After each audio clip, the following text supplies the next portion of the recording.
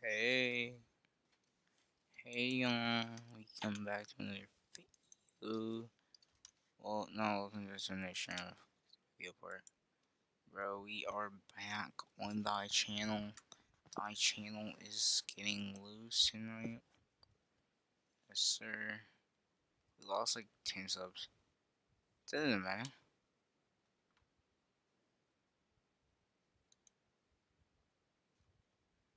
That does not matter.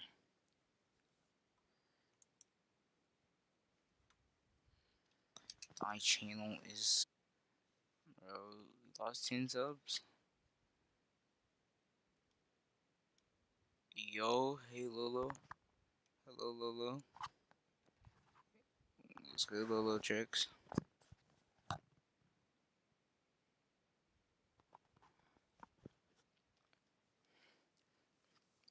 We're gonna get to the reacting in a little bit, you know? If we just like react and react and react. I'm bored. I'm bored and I'm bored. Hold up, let me check it. Let me check it out. I started like decline. Cause I was like, never mind, we incline. I'm already I incline. I'm like, bro, I thought we lost those. It was like a 90.9. It's cool. You're on the first one here and like, and to like, bro, appreciate for liking, bro. I gotta watch my own stream for some reason.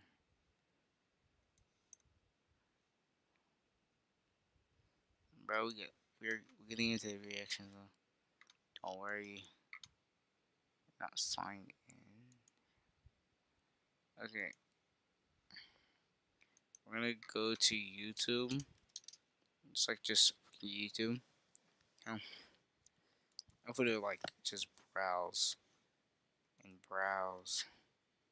That's when we get a whole different stuff.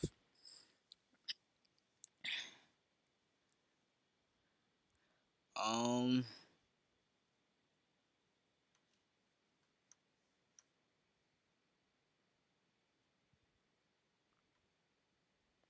Alright, hold up, wait. F2, hold up. We go to my intro.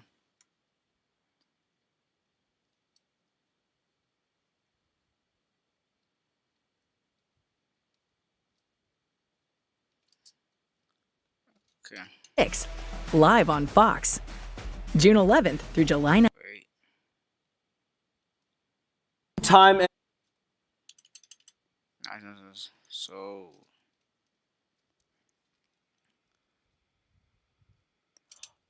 welcome back to another video. We have an update actually on the John Morant thing. The John Morant trade he's been traded to the Trailblazers. So we're just gonna watch that video now. If you was here for the last video, yeah, I should be probably going up in like tomorrow or whatever. Like at like I don't know about like 5 o'clock ish a.m. and I'll go do the thing. But without further ado, let's get into this video. two-time NBA All-Star Ja Morant has been traded to the Portland Trailblazers for Jeremy Grant and Chris Murray. Whoa, hold up. Time out. Time out. Just time out. Just time out. Time out. Wait. Time out. Wait. Okay, we're just gonna keep it on like that. Okay, bro. Ja Morant's value across the league in trades with the Grizzlies had just plummeted. Ladies and gentlemen, it's officially over. After months of rumors, a benching, a trade demand, and an entire league acting like this man had the plague, Ja Morant has officially been traded. He is a Portland Trailblazers, which is what makes this story really freaking confusing. Because I'm not sure a single person on the entire planet had Portland on their list. You go back to our old videos and we never anticipated. I thought it was gonna be like Heat or something like Heat or Timberwolves or something like that. that Portland would be a trade destination. And the reason for this is Portland has a lot of freaking guards. So the moment the news hit, everybody had this Same reaction. What the exact reaction. Doesn't Portland have like 1,000 guards? Drew Holiday, Damian Lillard, Scoot Henderson, Shaden Sharp, and now Ja Morant. We're going to get to that because it means that Portland put all guards on there? might be cooking up something bigger. But Shams officially dropped it. Memphis sends Ja to Portland, and they get back Jeremy Grant and Chris Murray. That's it. No mystery superstar coming back. No giant haul of draft picks. And here's the part that should make you laugh if you saw my last video. Memphis didn't get a single draft pick in this deal. Crazy, Not man. one. But that's because for the last This is so much money on this dude. 2 years, we heard that teams wanted Memphis to pay them to take Ja off of their hands. And it turns out that was basically true. So I'm going to break all this down. Why out of all teams did the Portland, bro, I think it's because they want to make it like a bigger dynasty, bro. Or whatever. Trailblazers do this? What Memphis actually walked away with, and what could potentially be coming as a result of this trade? Because this is very similar This epic music, bro. Steals. to when the Minnesota Timberwolves traded Julius Randle to the Brooklyn Nets and then rapidly turned around and traded for LaMelo Ball. So before we get to the content, we are giving away 20 copies of GTA 6. All you have to do to enter is subscribe, turn on our notifications. There's no way. Hold on. Wait. What? What you guys do? Nets, and then rapidly turned around and traded for LaMelo Ball. So before we get to the content, we are giving away 20 copies of GTA 6. All you have to do to That's like $2,000, bro. Full edition, light or full? is subscribe, turn on our notifications on this channel, and I'm also running the same giveaway for followers on my Snapchat, Instagram, X, and my TikTok page. And now that we got God dang, you wasting like 20 bands. 10 bands or something like that. that out of the way, cue the intro.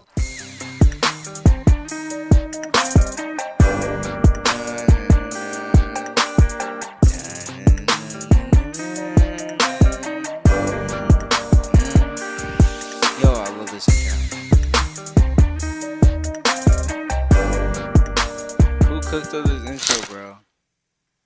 Mic check 1 2 1 2. What's going on, everybody? I hope you're ready because today What's going on, everybody? What's going on?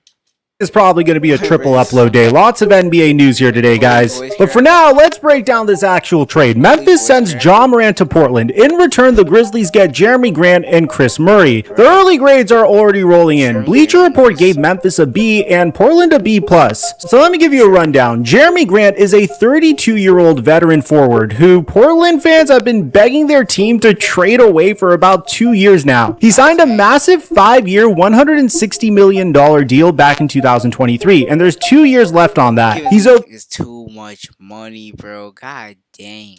$34.2 million this coming season, with the player option worth $37.2 million the year after. So at first glance, this might look ugly for Memphis, but here's the thing. Grant actually makes around $8 million less per year than Ja. His deal is Dang. shorter, and he comes with 0 off-the-court baggage. Oh, and the dude can still hoop. He averaged almost 19 points per game last year. For a Memphis team that just wanted to get rid of Ja, this is a totally reasonable piece to take back. The other guy is Chris Murray. Murray, the twin brother of Sacramento's Keegan Murray. He's a young 3-and-D wing on a cheap little $3 million contract. He's a perfect fit for a rebuilding team that's collecting young, cheap talent. But the headline of this whole return is It's crazy. the fact that Memphis did this without giving up You can make millions just by getting drafted in the NBA, bro, at this point. a single draft pick. Think back to everything that we covered. The Remember, whatever, Rose, they gave him like, or was it John Wall? Did they give him like $49 million just to stay home? Bro. reporting all summer was that teams wanted the Grizzlies to attach first-round picks just to take Ja. You constantly hear with Ja that he remains a negative value asset, that that's the way he's perceived. And so, that means, the Kings, they had legitimate Him joins the interest in Ja, but it was always with the disclaimer that they wanted draft assets. FanDuel is crazy, bro. He's never spotted out his FanDuel. To him. They weren't alone. I mean, that was how a lot of what the Grizzlies GM, Zach Kleiman, was facing in negotiations, it seemed like maybe the only outlier that was going to come and save them was the Heat, but that was if they missed out on Giannis. At this point, his value is so low, like I'm not just going to give him up for nothing. No, I agree, Chandler, but with Ja in Memphis, I do think they are there. He's not there with the fans, you know. Who is this? Who are these two random? Always reps with the market and talks about how much he loves being in that market, which that is the tough part for the Grizzlies. LB cap on in an NBA meeting, bro. It's not a real popular place. Remember, Ja was a negative asset, primarily because injuries took away his athleticism, he couldn't stay healthy, he hasn't developed a three-point jump shot, and on top of that, he has a horrible attitude. He's constantly getting into trouble, and he was viewed as toxic to a locker room. I want to be clear, this is not the Ja Morant of 2022. So as a result of Ja's negative value, originally teams were expecting Memphis to attach first-round picks just to get Ja off of their hands. So the fact that Memphis turned him into a useful vet and a young wing and kept every single one of their picks, for where his value had fallen, in my opinion, this is a huge win for Memphis. It's not exciting. Humongous. Like you taking the negative out of it. Now you can bring more players in because you had his contract so large. And now, because I think the guy salary gaps and everything. Caps.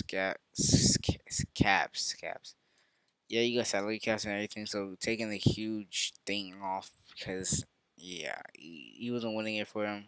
Boom, and boom.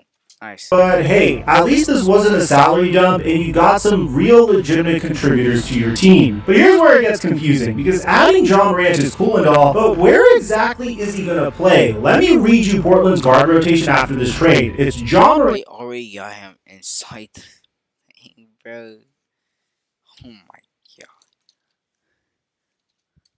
Damian Lillard, Drew Holiday, Scoot Henderson, and Shaedon Sharpe. That's 5 legitimate NBA guards on one team. That's a traffic jam at the guard position. Dame is back in Portland coming off of a torn Achilles. Ja's coming off of an elbow injury that ended his season. So now you got an elbow, really, just dunking too much.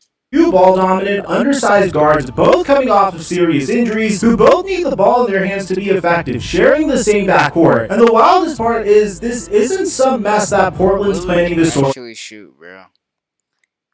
Ja, you're just getting fucking Ja, bro. You had to develop a shot, or okay, look, right. One dude that can drive, but you can have one dude that can shoot and drive. So which one are you gonna keep more? Lillard, right? So if you're just gonna use, and then what if Lillard gets hurt?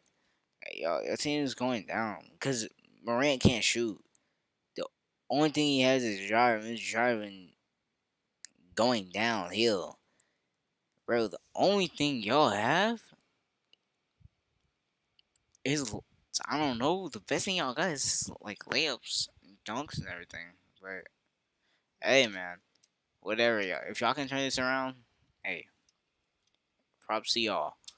Later, according to Crispy Haynes, they intend to start Ja and Dame together on purpose. So here's what makes this fit even messier. Portland was a bottom 5 3-point shooting team in the entire league last year. So what do? They go at Ja Morant, a guy who shot 23% from 3 last season. That doesn't fix the problem. That makes it even worse. You cannot put Ja and Dame on the floor together and expect anybody to be able to space the court. Which brings us to our conclusion here. This cannot be the final form of the Portland Trailblazers roster. You can't keep 5 starting caliber guards and call this a plan. A bigger move is coming, and the insiders know it. Evan Sidney said it flat out right after the trade. Another huge move is certainly coming soon for Portland to clear this logjam. And once he go pass it to him and he go drive in, nah.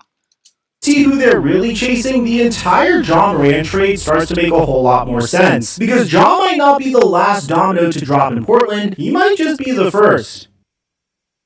Dang.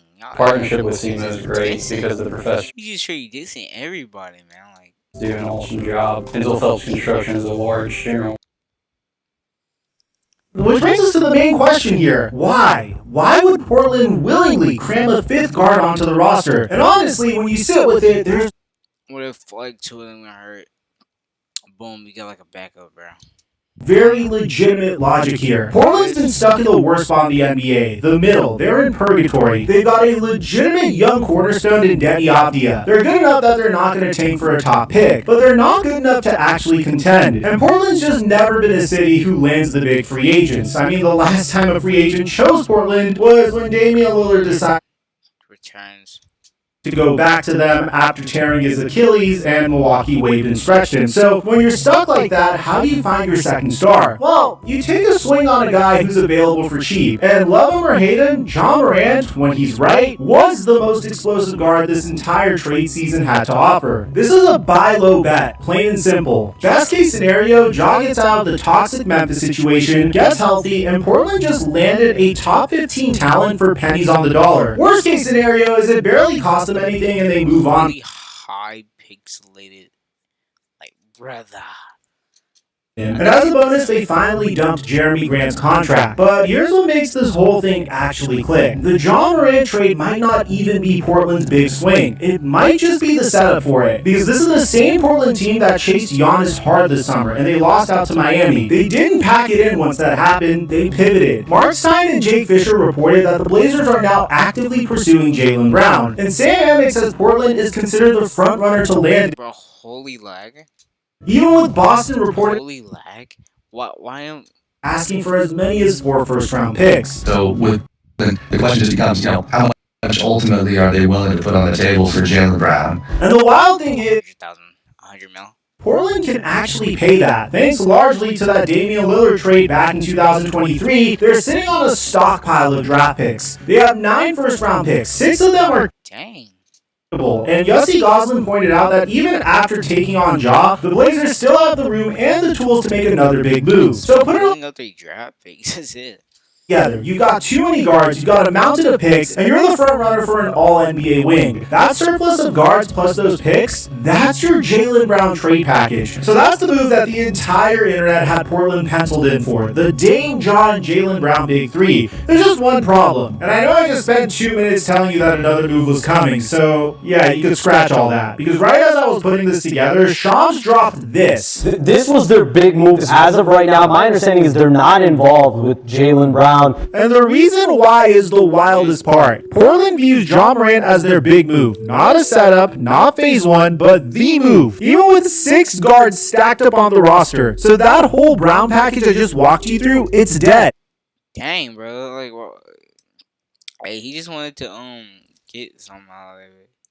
The plan is just Ja Morant, and honestly, that's what makes this even more confusing, because it means Portland looked at a backcourt that was already overflowing, went and grabbed another ball-dominant guard who can't shoot, and said, Yes, that's our guy. This is the move we're making. so there's no second star coming to make the spacing work. It's just Ja and a traffic jam of guards. That is a massive bet on a player that the rest of the league just gave up on. On the Memphis side, this one's a lot simpler. When, Ja, I ain't gonna hold you. Like, clutch, dance, collective. They've been blowing up their roster for the past year. They traded Desmond Bane for a mountain of draft picks from Orlando. They did the same thing with Jaren Jackson Jr. during the trade deadline. They are officially blowing it up and starting over. And the centerpiece of that fresh start is Cam Boozer, the number 3 pick in the draft, who just Man, is actually pretty good. I ain't gonna hold you. Like, all you said with the number 3 pick, Cameron Boozer. basically every player of the year award in college. They want this to be his team now. There's no room for a 26-year-old, $200 million point guard who's already told people he's done playing there. What's wrong for you, man? Go ask Coach Brown. Now that I didn't look like you had your usual interview tonight. Go ask Coach Brown. Well, You feel like you should play more? go ask Coach Brown. Should I play more? And honestly, this is the cleanest exit that Memphis could have gotten. Trading Desmond Bane last summer for 4 first-round picks, and then trading Jaren Jackson Jr. in February for 3 more, and now they've turned Ja, a guy with negative trade value, into a useful veteran and a young wing, while keeping every single one of those picks. That's a front office that knew exactly Your dream to play for, that. And what, yo, I got a crazy frame, bro. He's not even holding the ball.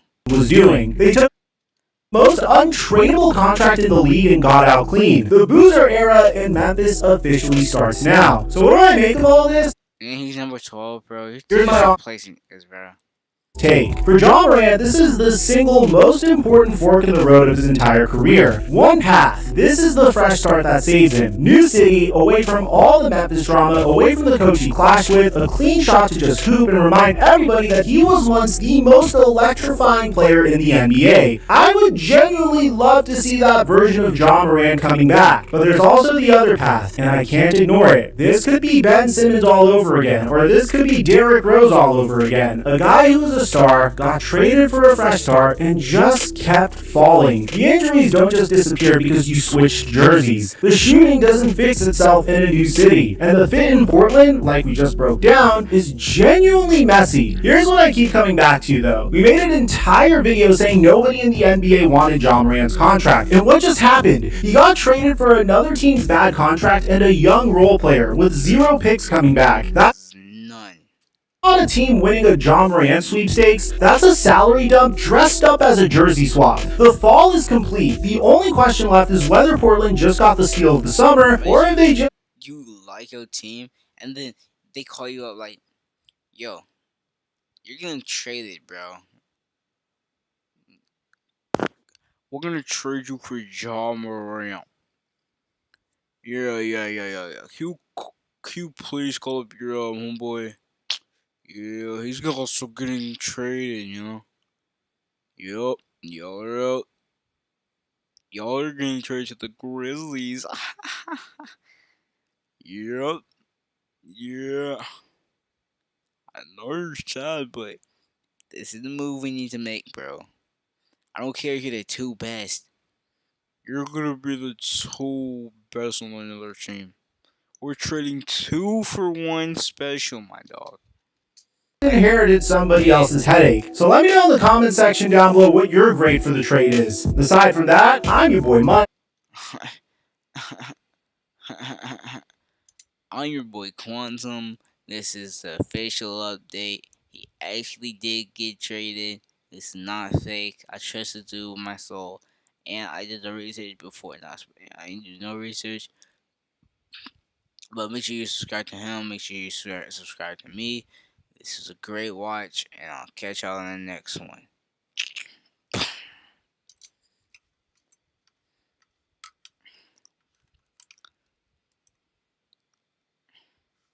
Yo, Ja is sellout. Bro, Ja is such a sellout, bro. You streaming? You still streaming? Yo, I stopped streaming for like 2 hours.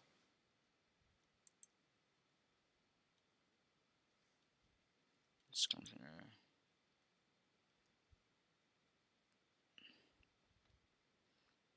Ja is such a sellout, bro.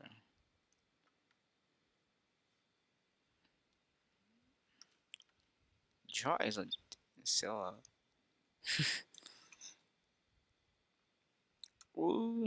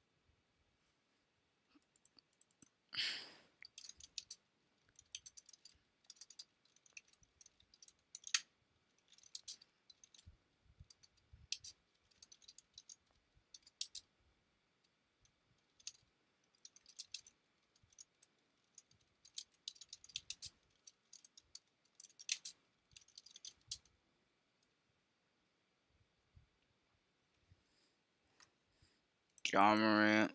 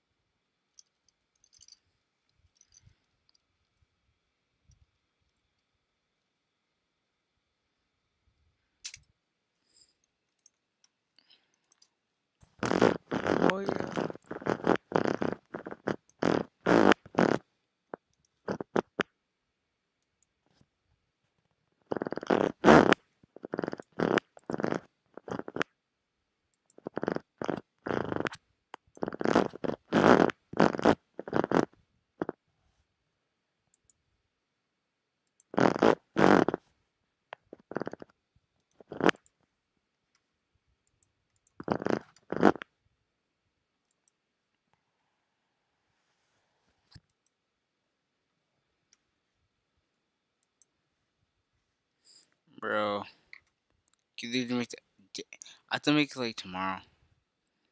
I have to make that thing tomorrow. I ain't gonna hold you.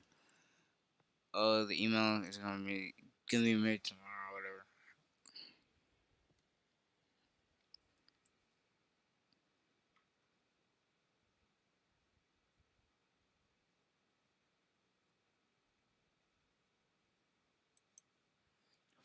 $5 ago? God dang, 5 hours? Yeah, I'm here. Okay. At Clarkson Eye Care, we meet your vision needs with care that just clicks. With a passionate team. Where it does appear. Hold up. Let me refresh the whole thing. I got you.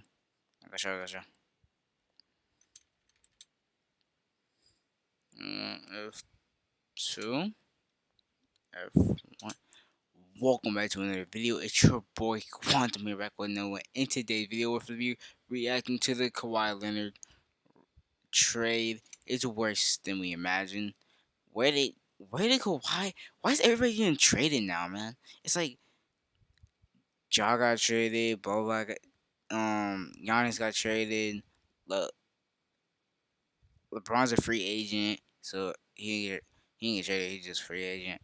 Bro, everybody is getting traded. I don't know why, man. But let's see what the Kawhi Leonard trade is about, bro. This is literally by my boy Mike. We literally watched it like last video. So, without further ado, let's get into the video. Where it does appear Kawhi Leonard will make his return to Canada. Since the time All-Star. Canada, man. Is it Canada? Where it does appear Kawhi Leonard will make his return to Canada. Since the time All-Star to the Raptors, per multiple reports, receive a back to the Raptors, my bro. package that includes Brandon Ingram, Grady Dick, 2 first-round picks. Grady Dick, bro. Come on now. Still being finalized. So Kawhi Leonard just got traded. Think about who we're talking about for a second. This is a 2-time champion, a 2-time Finals MVP, a guy a lot of Number 2 money. people will tell you is the best two-way player of his entire generation. And he is now on his way to another new team. Because over the last 8 years, Kawhi Leonard has burned down the most stable franchise in all of sports. He won a title for an entire country and then walked out the second the parade ended. And he spent 7 years and a mountain of draft picks on a super team in LA that never made it out of the second. Eliminated the playoffs. First round, eliminated in the play-in. How you played twice, bro? Second round, never made it to the third round, by the way. Round with both of its stars healthy. But that's not even the craziest part. The craziest part of this entire situation is this trade nearly didn't happen at all. Not because of the money or the lack of assets, but because of a federal investigation that's been hanging over this guy like a storm cloud for more than a year. I'm gonna what is it? All of this down because you need to understand how truly insane this trade is. Now, before we get to the content, we're giving away copies of GTA 6. All you have to do to enter is subscribe, turn on our notifications, and if you want additional entries, make sure you're followed on Instagram, Snapchat, X, and TikTok. And now that we get all that out of the way, the intro.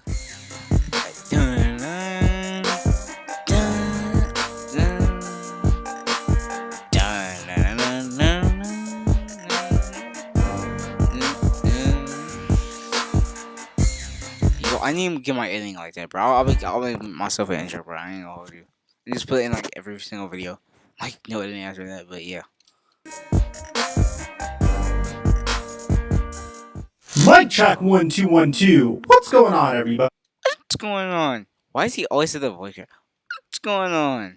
Alright, so let's set the table here, because in order to understand why this is such a big deal, you need to understand exactly the kind of player that we're dealing with here. And exactly we have a 2-time bro. This dude is dominating on both, like, offense, defense. He's dominating, bro.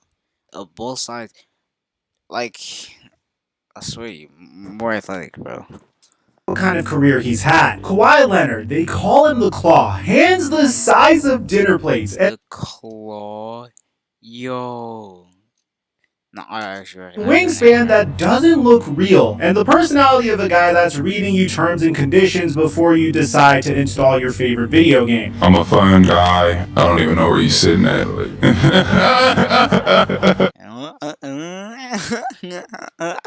Yo, I remember that clip, bro. The man doesn't talk, he doesn't tweet, or he'll just make a random cameo in a Drake music video just because he feels like it. He laughs in public maybe once a year and it instantly becomes a meme. But on the floor, Kawhi is one of one, a 2-time Defensive Player of the Year, a 7-time All-NBA player.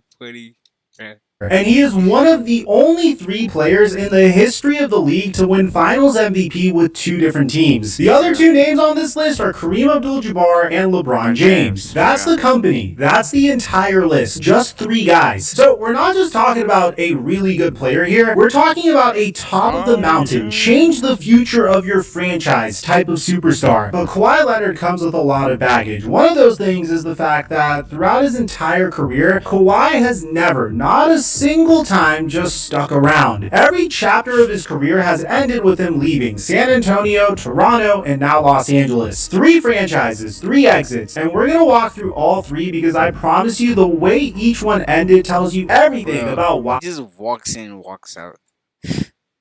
He walks in, walks out of like a little dive franchise. I'm like, bro, come on now. It's like, yeah, I just can't do this anymore. Like, man. When it was the same, hey, forget, bro. On the move right now. So let's start at the beginning. The San Antonio Spurs. Back in 2011, the Spurs traded for quiet, raw kid out of San Diego State. They gave up George Hill to get him. A legitimate starting guard, by the way. This wasn't a throwaway. And the basketball world kind of shrugged at this. You have to understand that Kawhi Leonard didn't come into the NBA as a complete project. He was viewed as a player that would provide instant defense and had the tools to eventually become good if he was able. So he was by that baggy shorts era. To develop an offensive game, primarily work on that shot, jump shot. And you fast forward 3 years after a ton of time and investment by the San Antonio Spurs, the kid was standing at center court holding the Finals MVP trophy, having just taken down LeBron James and the Miami Heat super team in the 2014 Finals. Mind you that he did this at 22 years old. And Greg Popovich, one of the greatest coaches who have ever lived, a man who hands out compliments like Popovich, bro. Yo, he's tough. Coming out of his own wallet, by the way, basically looked at Kawhi and said that that man is the future of our franchise. And for a couple of years, that's exactly what it was. Back-to-back Defensive Player of the Year, an MVP level jump in 2017 where he finished 3rd in voting. The Spurs were about to go from David Robinson to Tim Duncan to Kawhi Leonard. The dynasty was just That's crazy, man. Gonna keep rolling. It seems like the Spurs were never gonna be in a place where they had to rebuild. And then it fell apart over one injury. And this is probably one of the most impactful injuries in NBA history. Because this became... What did he tear? Did he tear his Achilles? Or what?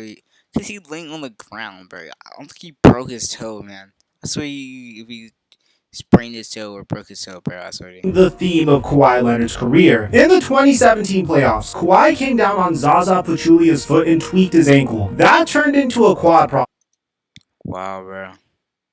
And this wasn't your typical quad injury. This was a nagging, weird injury that just simply wouldn't go away. And it turned into something very toxic. Kawhi and his camp did not trust the Spurs medical staff with it. The most respected training and medical operation in the league. Mind you, that the Spurs training staff made Kawhi Leonard who he is. But still, Kawhi Leonard wanted second opinion somewhere else. So he went to New York to see his own doctors. And he sat, and he sat. He played 9 games in the entire 2017 to 2018 season. Games, bro.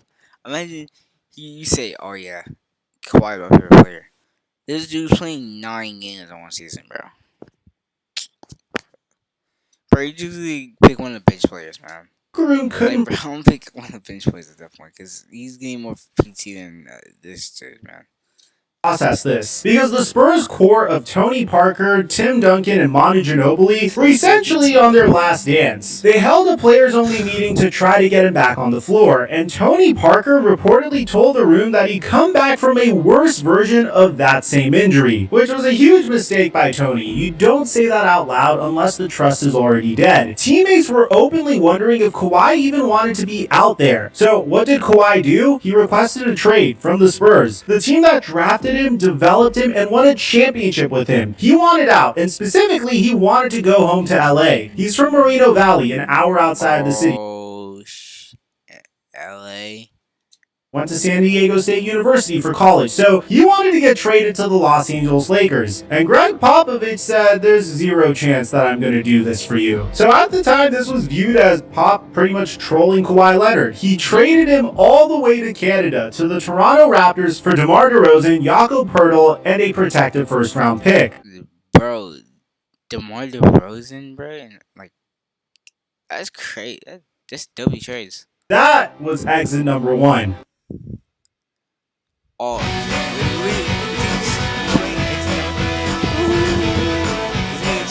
like 15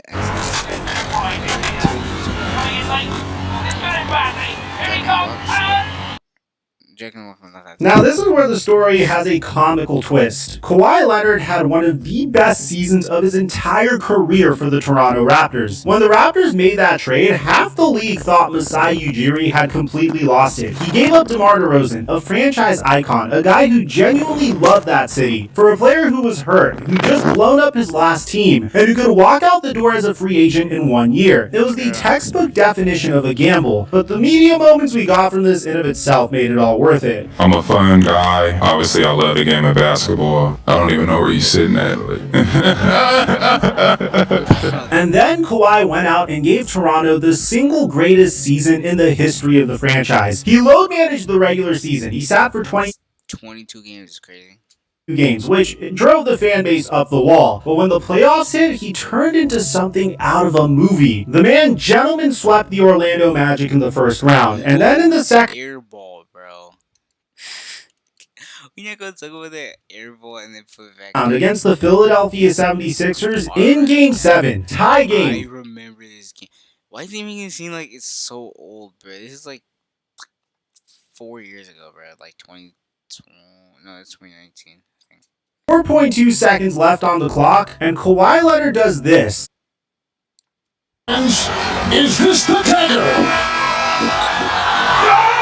It was the first Game 7 buzzer beater in the entire history of the NBA. Kawhi dropped 41 points that night, and he's down in the corner screaming. I don't think I've ever seen Kawhi Leonard give this much emotion before in his life. This shot sent Toronto to the conference finals, and from there, Kawhi dragged them past Giannis and the Bucks and beat a Golden State Warriors dynasty in the finals to win Canada its first ever championship. His second finals MVP with a different team. We include Canada to everything, bro.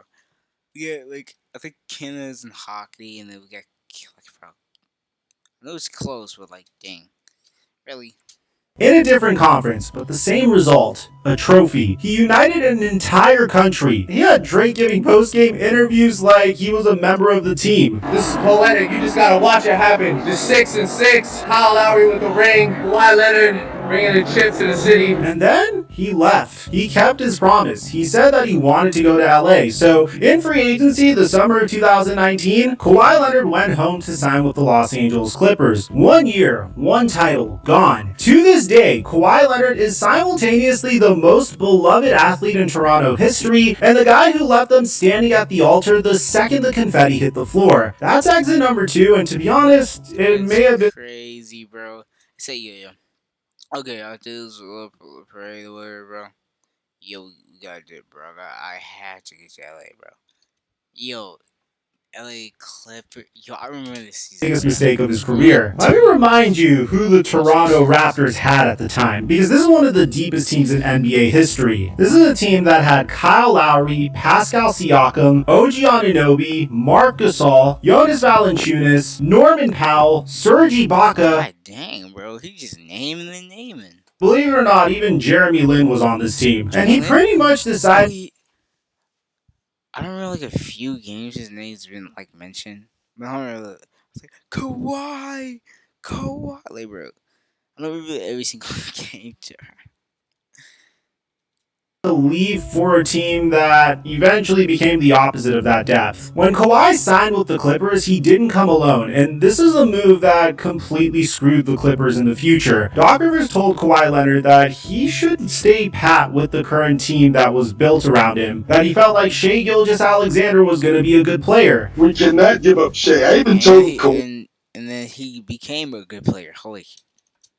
when he was saying, like, I need another guy. And Kawhi will verify. I kept saying, Kawhi, Shai's going to be a star. But Kawhi wanted a co-star now, another two-way player that essentially could do most of what he does. So the Clippers went out and traded for Paul George, and the price for this was absolutely insane, and this is a trade that lives in infamy. They sent OKC Shai Gilgeous-Alexander plus Danilo Gallinari plus a staggering haul of draft picks, the kind of package you only caught when you were dead certain that this will win you a championship. The guy the Clippers tossed into that deal as a throw-in turned into a regular season MVP in back-to-back seasons and the best player on a championship team in OKC. So that price tag looks even more brutal with hindsight. But in 2019, nobody even blinked. Kawhi plus PG was a super team. They were the title favorites. Vegas had them number one. And here's everything that they got for it. In 2020 in the bubble, the Clippers took a 3-1 series lead on the Denver Nuggets in the second round, and they blew it. It wasn't a soft blow.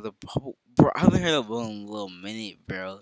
They had double-digit leads in 3 straight games, and gained back every single one of them. In Game 7, like half the rest. Okay, there's like 2 rests. I'm like, bro. I and Paul George combined for 24 points on 10 of 28 COVID season. And missed all 11 of their shots in the fourth quarter. I see like everybody's social They were scoreless in the fourth quarter of a Game 7. With a trip to the Western Conference Finals on the line, and it stings even more when you consider how exciting the trip to the Western Conference Finals would have been. It was a score right now, bro. Been the Los Angeles Lakers versus the Los Angeles Clippers in the bubble. So you wouldn't have a bunch of Laker fans cramming into Crypto Arena, or back then Staples Center, and giving the Lakers home court advantage every single game. This would be the Clippers versus the Lakers at a neutral site and would have easily been one of the most entertaining battles of Los Angeles that we've ever seen in NBA history. And we got robbed of that. And Doc Rivers would get fired 3 weeks later, although at the time... What did Doc Rivers do, bro? I remember he getting fired, bro. I remember that game too.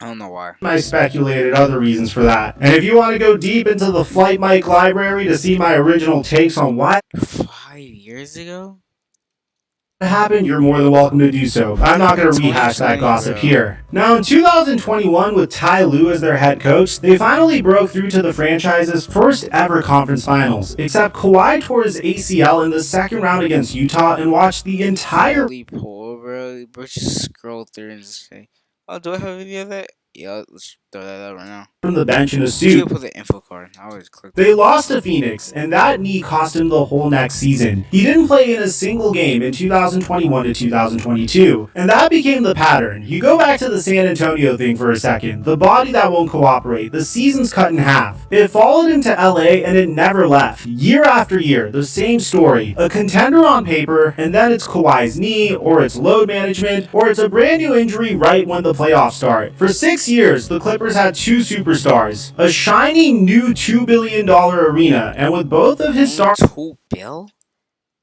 Dang, bro.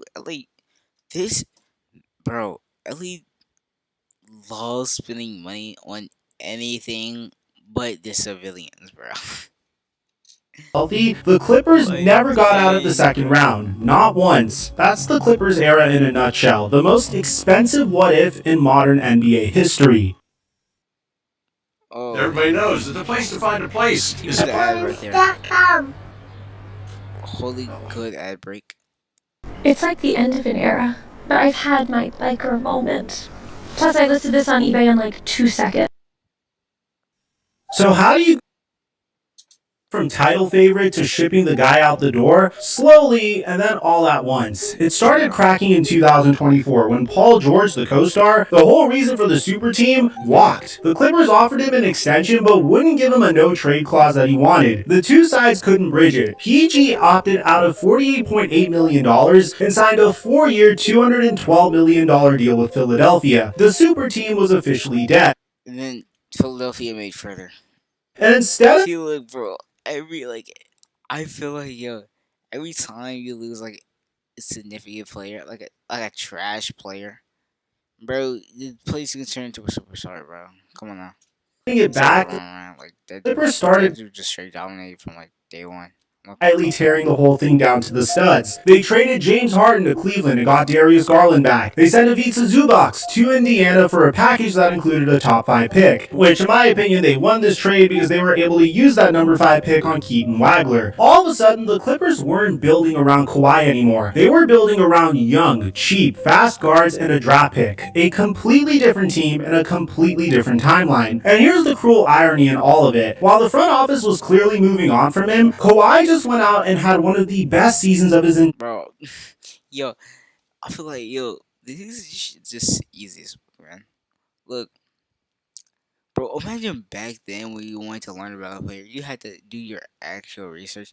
I could sit here, watch this video, learn all about why this dude's leaving, and never leave my seat, bro. Like, what? Career. This past year, he averaged 27.9 points per game on 50.5% shooting, grabbed 6.4 rebounds, dished 3.6 assists, and finished 7th in MVP voting at 34 years old. And despite all this, the team still lost the play-in. So you've got a franchise quietly building toward a future that doesn't include him, and a player who's somehow still their best guy. That kind of tension was never going to hold. Something had to give. This brings us to the money, and to the thing that almost killed this entire trade in its tracks. Bro, I think LeBron's in his like 40s, bro. Was the fact that Kawhi is set to still dominant. He's not dominating, but like he's still going at it. $50.3 million this coming season, and that's the last year of his deal. He signed a dang, bro. Like, are you gonna ever take some braids out your head? Year extension back in January of 2024, and now he's eligible for a new one. But here's the catch that the Clippers ran into. By all accounts, they wanted Kawhi Leonard to take a pay cut to stick around. And think about the guy. I'd rather do, bro. At least like his lining with that, bro. Like pre-game lining. Spent 15 minutes describing a 2-time Finals MVP, top 7 in the league in MVP votes this year. There's a real question of whether he says yes to that. No extension and no reason to keep him on an expiring deal. And that's the math that put him on the trade block. Think about what the Charlotte Hornets did with LaMelo Ball and Miles Bridges. The moment that the question of LaMelo Ball's injury history disappeared, they traded him to the Minnesota Timberwolves. And the same thing is happening to Kawhi Leonard here. The moment he turns in the best season of his entire career at this age without having any injury concerns, playing in 65 games, which is the second most in his Clippers career, the Clippers officially were able to boost his value enough to trade him. But there's one big problem. For over a year now, Kawhi and the Clippers have been at the center of a federal investigation tied thumbnail, bro. A company called Aspiration. Basically the question of whether the Clippers funneled money to Kawhi off the books to skirt the salary cap. It's genuinely a massive story, and it's serious enough that Brian Windhorst went on Get Up and said he wasn't even sure the league would allow the Clippers to trade Kawhi until that investigation is resolved, which is what our last video on this situation was on if you guys want to check it out. Dang, bro, you making these videos so quickly. This is what brought us to today. The Kawhi Leonard era in Los Angeles is over. The most nomadic 2 days, and then he puts it yesterday too. And then, wow. Of his generation, a guy who's already won a title and walked away from it twice, is on the move one more time. 3 franchises, 3 exits, and now a 4th chapter for a player who is now 35 years old. And the wildest part is exactly what we said at the very beginning. How each chapter ended always told the whole story. San Antonio ended in a trust war, Toronto ended the night the confetti dropped, and LA is ending in a teardown under a federal cloud. And this ending, this one's got a twist that nobody could have written. But here's how how all this ends. After everything, the Spurs, the title in Toronto, the one season and gone, 6 years and a banner's worth of what if in LA, Kawhi Leonard is going back to Toronto, the team he won a championship for, the team he walked away from after 1 year. 7 years later, he's a Raptor again. And I gotta be honest with you, when this hit my phone, I just sat there for a second, because we already talked about this, and it felt unreal seeing Shams actually post it. The full circle nobody really believed would happen actually happened. So let's breaking news. This is really breaking news, bro. break down this trade. Here's exactly what Toronto gave up to bring Kawhi Leonard home, and why the Clippers, a team that swore for 2 straight years they wanted to win with this guy, finally decided to let him walk out the door for good. The headliner going back to LA is Brandon Ingram. Toronto sent Brandon Ingram, Grady Dick, and multiple first-round picks for Kawhi Leonard. That's the deal. A former All-Star that the Raptors got for relatively cheap, a 22-year-old on a rookie contract, and draft capital for a 35-year-old who just had the best scoring season of his life. And here's what's impressive. The Clippers originally wanted Colin Murray Boyles, the 9th pick in last year's draft, and the Raptors said no. They drew a line at the one young piece they actually love, the guy who flashed in the playoffs against Cleveland, and they still got the deal done. When you refuse to move your best prospect and the trade happens anyway, that's a front office that knew exactly what it was willing to pay and didn't blink. So Kawhi's got 1 year left at $50.3 million. That's a massive expiring deal. Ingram is worth $40 million next season on his own deal. You stack Grady Dick's rookie scale salary on top and the money lines up. This works cleanly under the rules. Nobody's bending the cap to make this legal, if you know what I mean. But the money's the whole story.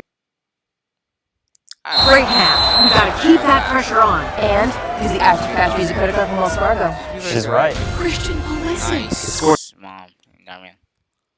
A huge risk, and that risk is what we spent the first part of this video explaining. You're better, bro, so you explain his whole career, bro, on Kawhi Leonard staying healthy. You're betting a young first rounder and real draft capital. He loves just spending multiple hours explaining who the this is, bro. A 35-year-old whose knee has its own injury report. If he's healthy, You have your own name. Toronto's a problem in the East tomorrow. They are very well aware that they are capable of making a push to the top of the Eastern Conference with this trade. But if he's not, they just paid premium capital for a ghost that's on the downside of his career. It's the same bet that they made in 2018, and that one worked out pretty well. Now flip it to the other side of the spectrum, because for LA, this isn't a basketball trade. This is a teardown that's finishing itself off. They already shipped James Harden to Cleveland and Ivica Zubac to Indiana this past season. Kawhi was the final domino. The win now Clippers we've been talking about for 6 years are officially done. And now look at what they're building around instead. A young core of Darius Garland, Benedict Mathurin, and Keaton Wagler. Now with Brandon Ingram as the lead scorer and Grady Dick coming off the bench. What the? Bro, you look like... Bro, wait. This look like... Bro. Like, bro, you... Like, when like, you know the photographer says, do this and look tough. Like, bro, this dude's just a fucking troll, bro. I can tell. That's not a contender, that's a reset. Like, bro, this picture is a while ago. Steve Ballmer spent more money than any owner in the sport chasing a ring with Kawhi and Paul George, and it ends with a rebuild. But here's the elephant that's still sitting in the room. The Clippers are still under NBA investigation for allegedly funneling money to Kawhi through that aspiration endorsement deal. They traded the guy at the center of a cap circumvention probe while the probe is still open. That's not a clean goodbye. That's a franchise that's trying to move on from a guy whose case isn't closed yet. So in the end, who do I think won this trade? Well, it's really hard to grade a trade like this because you take a look at what each team wanted, and they kind of each got what they wanted. For the Clippers, they get at least something for Kawhi Leonard. A young sharpshooter, Brandon Ingram, 2 first-round picks, 1 pick swap, and 2 second-round picks. That's incredible capital for a player that just had one of his healthiest seasons of his Clippers career for you, and the best season of his career at his age 35 season. But if you look at this from Toronto's perspective, they didn't give up much at all. Remember, when the Raptors traded for Brandon Ingram, they originally just gave up Bruce Brown, Kelly Olynyk, 1 first-round pick,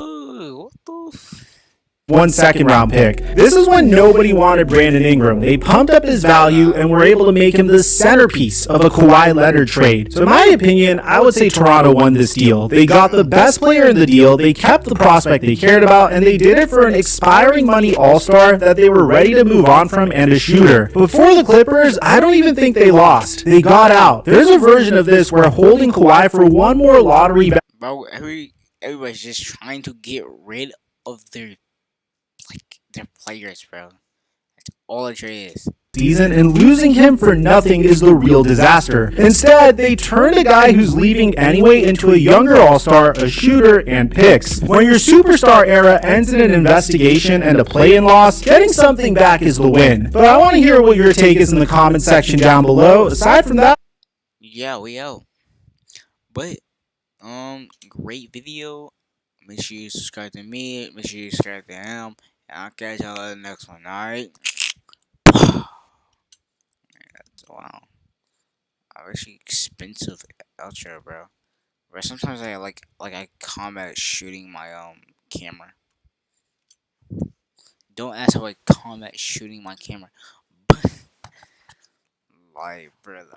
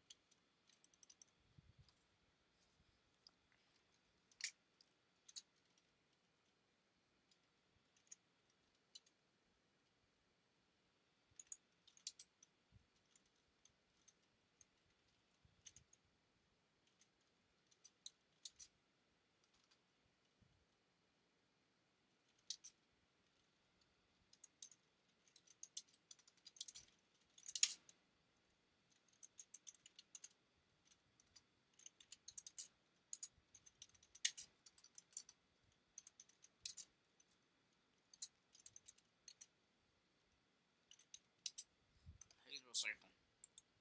I'm a little dumb. I'm a circle. The E, bro. That's my bad. Everything but views and rehashing old memories. And then just one video, subscribe. Wait,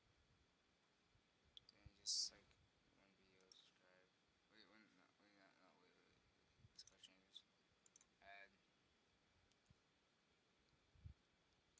Subscribe. See the playlist. The only playlist I have, by the way.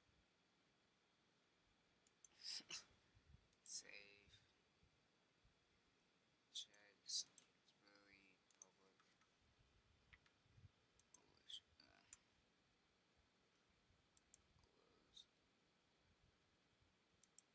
See, my views are drowning, but good thing about it. 11 views on my video analytics. Oh my god, reach, engagement, 29 seconds, bro. That's not even the intro. 81, bro.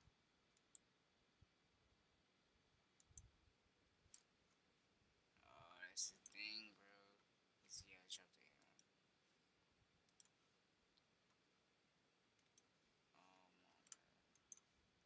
Bro, alright, let's play Fortnite, bro. Bro, who's in here? Yo, is he in there? Let's play some Roblox, guys. Bro, I just need to just post a little bit. Who's in here?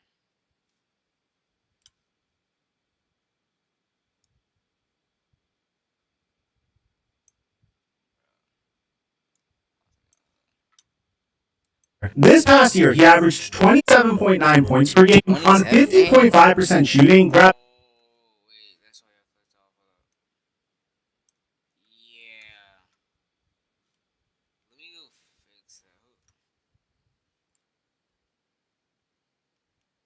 Let's play Fortnite. EA tier. Is EA tier in here? Bro, did you add me on Fortnite, bro?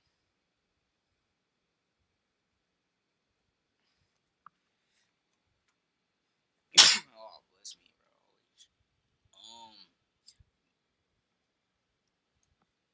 bro. Is EA tier in here?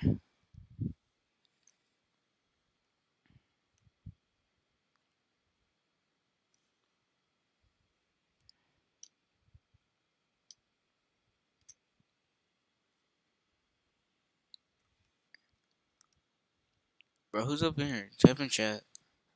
Type in chat, bro.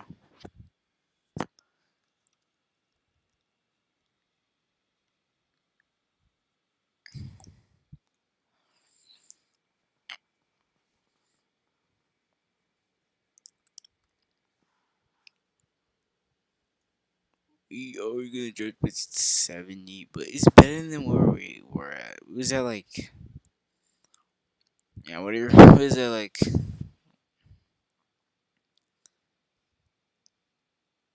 Hold up, bro. Wait. Top chat. Hold up. Live chat, bro. Okay, do I have to turn on live chat? Let me go refresh the whole entire live. Let me refresh the whole entire live real quick, bro. Wait, who's in here? Yeah, who's in here? Cause I think I had to refresh the live. See EA Terry in here. Oh wait, my bad, bro. Bro, who is in here? Cause also for I was doing so. Bro, where you from? Are you from? I don't know. My algorithm let me here. I'm from Missouri, bro. But you can subscribe to the channel. I just posted like a video, or whatever. I gotta fix my OBS, bro. Yeah, I think I gotta fix my OBS. Cause like I don't know what's happening. Cause do I like delete some of these like outputs? Like, do I do? I think I do. Like, am I tripping? Or do I need to fix them?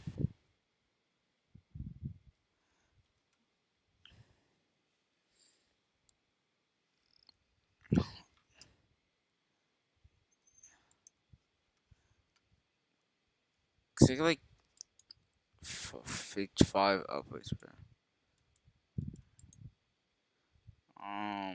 Filters, audio filters. Just close it. Wait, I got like aperture. So I'm just gonna,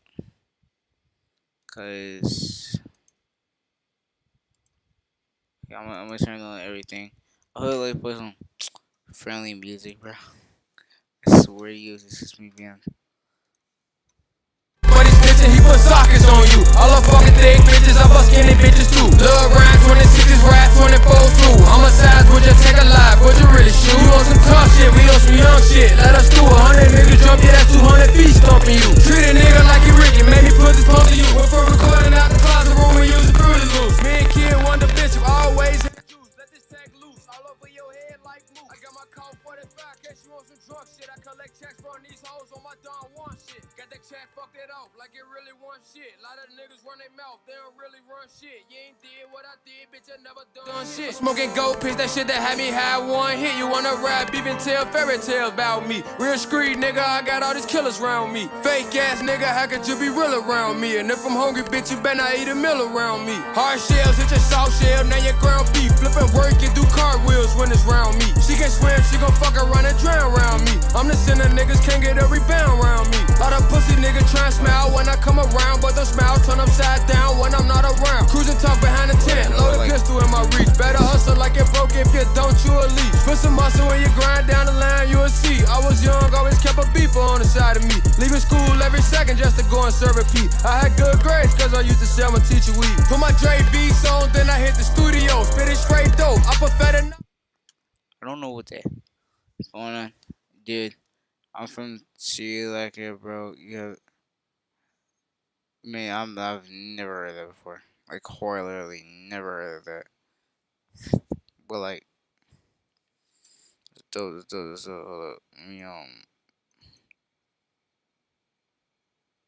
Dude, I'm just gonna.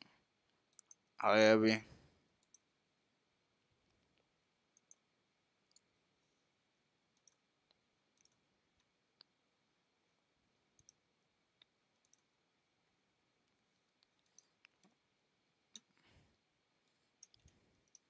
Trying to get my but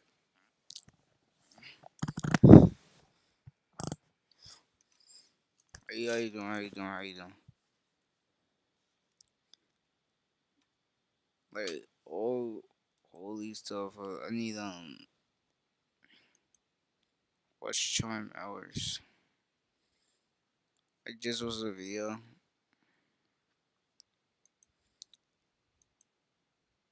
I think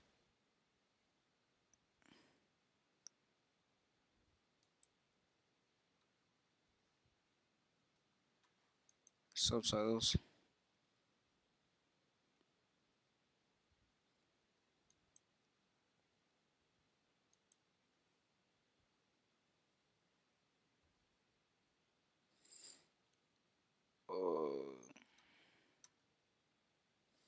Let me hold up.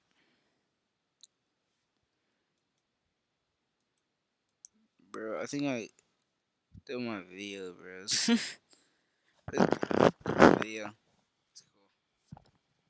It's whatever. Bro, hello, Abby. Alright. Sri Lanka, bro. Hold on.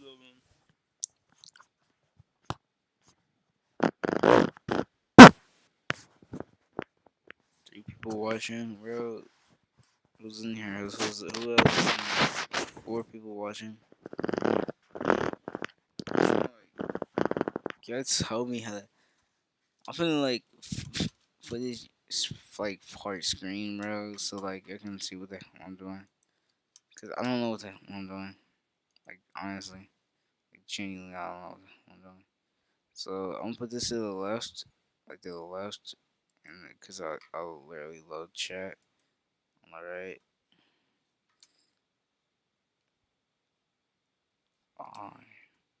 So okay, so alright.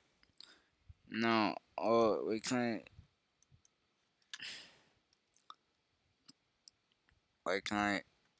audio input capture, just delete one. I don't know which one is this one, but I'll delete it. Yes. Oh, hold on, wait, no, that's not what I meant to do. Okay. I meant to like delete one of these. Bro, I'm literally trying to. I don't know what the. Input capture. I only like one of these, right? Yeah, I mean one.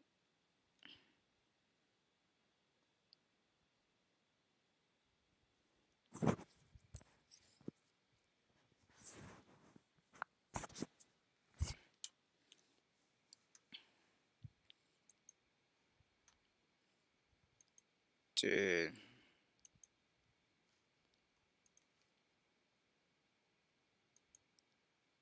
Okay, so properties, device. Are you input capture? Wait, I don't know. Built-in? Should I do built-in? I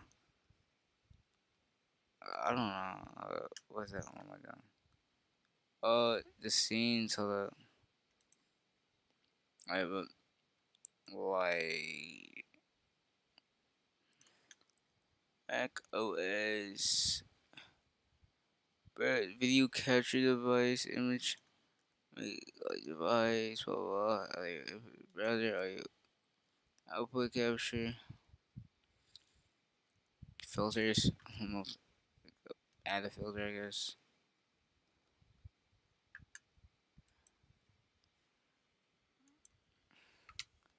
One person watching it, which is me. I don't know.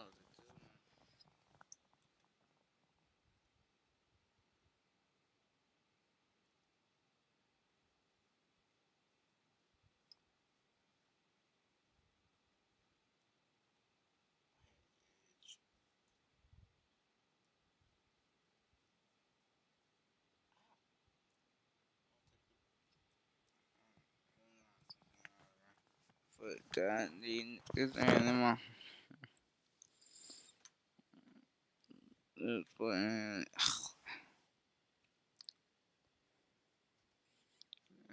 really, no, I'm like just coughing here.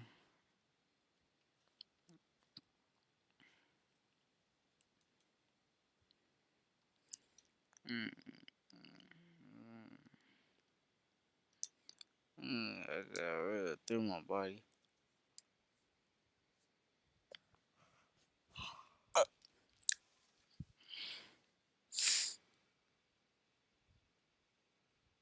Yo, what the fuck?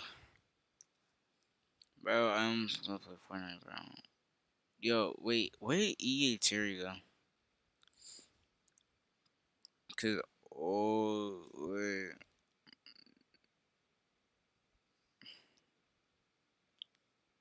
Why is there nobody chatting?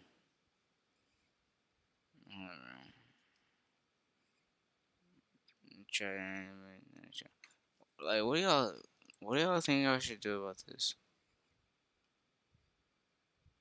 Oh, Abby, you're here. Q on board. Bro, oh, wait. Why did you not do that, like, earlier? I just had Abby. So, like, been bored, bro. I connect your back. Just like, I was on live chat, but it's not like halfway live. So, how you doing here? I don't know, man. Good. Alright, I'm just gonna play this. Alright, so, no, let's do it. Like, I was on live chat, but it's not like halfway live. So, how you doing here? I don't know, man. Good. Alright, I'm just gonna play this. Alright, so, wait, no, let's do it. Like, okay. I think I got it. I think I got it. You're delayed, but in 30 seconds ago. I'm saying, bro, I'm like, bro, I don't know why my stream's super delayed.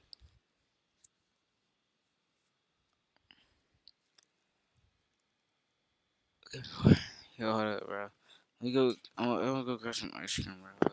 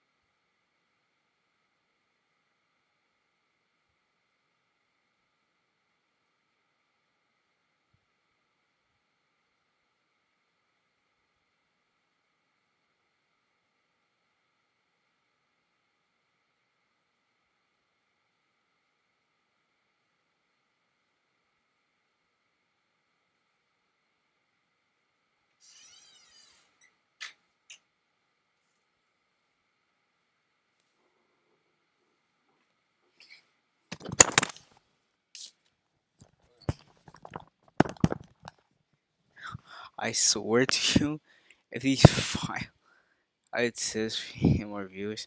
Yo, what's the tips? How do I get more viewers?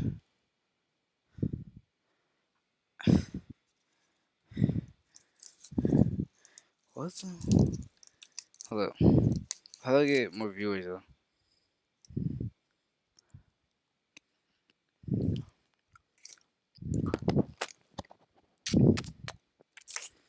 Like, okay, that's all I got, bro. That's four.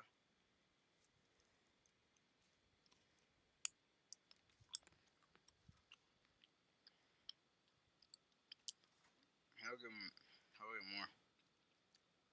viewers?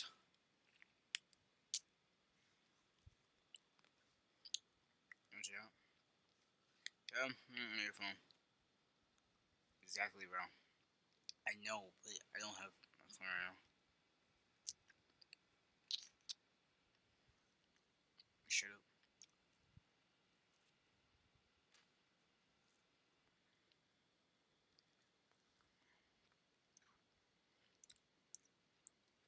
Like, like, no, like, bro, my phone. I just like, bro, it's just straight up point. Like, you know, the reason I lost my phone. I could tell me if this question makes sense, right? So I go right, and they're like, bro, I just need to collab with like Dan and all them. I gotta tell them like, anyways, mate. Okay, so first of all, the reason I question is, okay, let's sorry off right. So I was now it's a nice friendly day, you know, I'm like editing a video, you know. I'm looking at it actually, like, cause I remember this one moment in the anime. Anyways, fuck it. Anyways, so I was going, you know, and then my then they asked me like something like my brother and some random little kid, right? Some straight random asked me to run to race. I said no. And then I move on. Listen, I got collab set up. I just got collab with a person with 100,000, but not like 300,000. But we got wait till they can actually do a collab. Right. Because they goal is 300,000. Right. It might be like a few months, I guess. But yeah. Anyways, so I do that. I walk away from the situation. I walk back inside. Then walk back outside so I can still edit. They come back outside. Ask me again. I say no. I'm moving somewhere. Right. I told them my fault. Fine. I hold you. But I said someone else, right? Started to do that. They still want. So I get up. Go to like some other area. All that. Right. Okay, I don't know if y'all can hear me, but I do that. And then once I do that, okay, they keep coming back at me over and over again, right? I'm like, nah, bro, I ain't doing that, bro. You're not doing that. So after that, I move on to somewhere else. Over snatch the street off my head. I crash out. I snap his beats in half. Is that valid or not?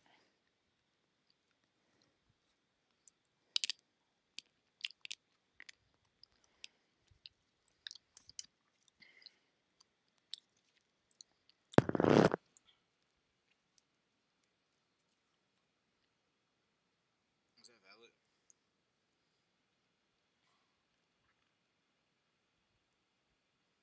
Valid crash out?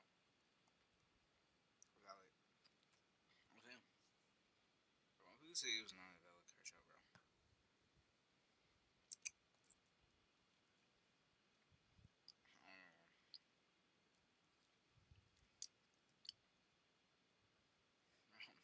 We were so valid, bro. I'm like, bro, come on now.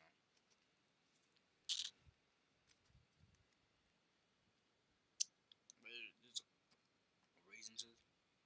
By the way, look, kill was like 11. Alright. Okay, yes, I cursed the kid out. Yes, I cursed the kid out, bro. I don't care. Great. We get more info. I don't know if I really like the end of the summer or something. Yeah, I don't really care. I don't really care when, because I really don't like.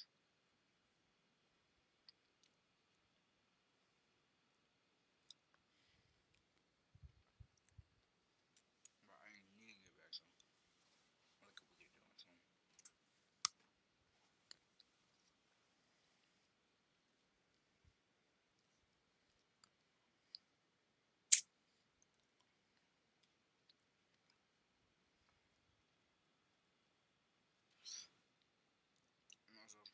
And also, dude, actually, my headphones, with my foot, bro, it's at a valid crash out.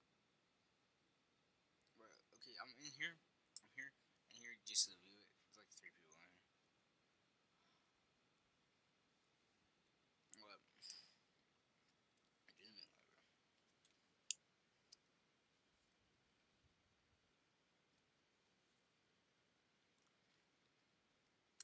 There's like one more.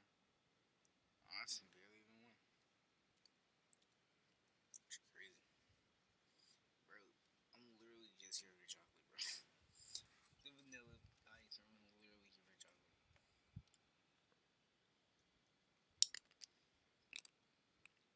Alright.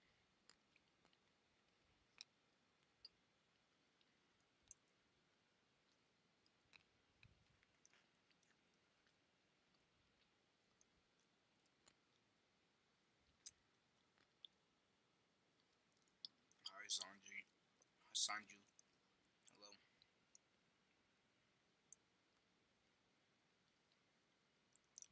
How you doing? 17 seconds? A while.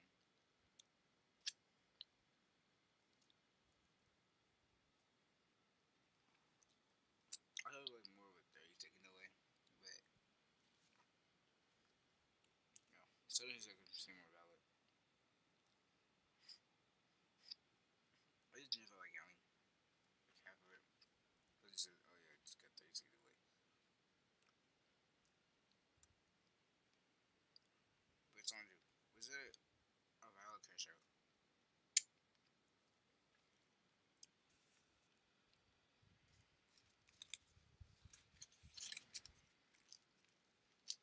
Hi, bro. I am definitely in user chat. I'm going to. I bet, bro. I bet. I bet, bro. Most people don't listen to me when I actually collab. I don't know why. Oh, dang. Well, most people don't. Alright, bro. I like comment. Appreciate it. We need people like can everybody up in here go find me people to collab with, like, and like have them comment on, like, I don't know, my most recent video, and then we'll collab like tomorrow or whatever. Cause I'm just gonna like all my collabs one day. You know, I don't know. Just do it, bro. Cause I got some dudes Discord.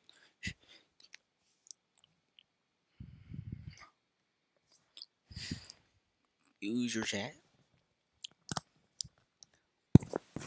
Okay, bro. You are definitely Indian. 100% Indian, bro. Alright, bro. 100% Indian. Are you sure, bro?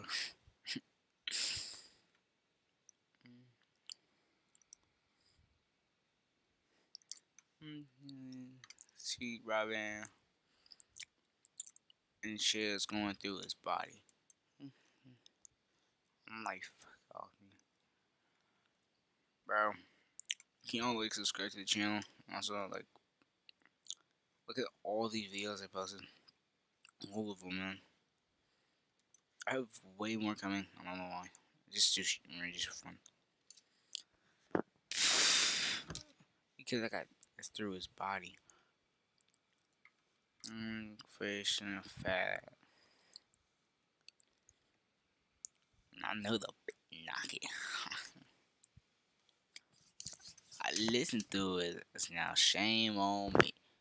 Okay, hold on. Let me start recording, and then hold on. Let me like play like some absolute BS real quick. On the blow, baby, I'm a pimp. I break out the laws on the hoe. Fuck up once, then get ghost. Go away wall on the hoe. Heavy trapping, so I put some burglar bars on the dope. 22 Cool. Now we go yeah, just like do that, and then should be today at like 12:27. Now I'll go look at the footage show. And hold on, let me like play like some absolute BS real quick. on the blow, baby, I'm a pimp. I break out the laws on the hoe. Fuck up once, then get ghost. Go away wall on the hoe. Heavy trapping, so I put some burglar bars on the dope. 22. Bro, it seems valid, bro. Alright, baby. Bro, we finna get more reaction videos, bro. Like, I'm gonna keep those things. I ain't gonna. Definitely Indian. Bro, so I'm gonna go like react. I'm gonna go react. So, get your F2 on because we're fucking dudes.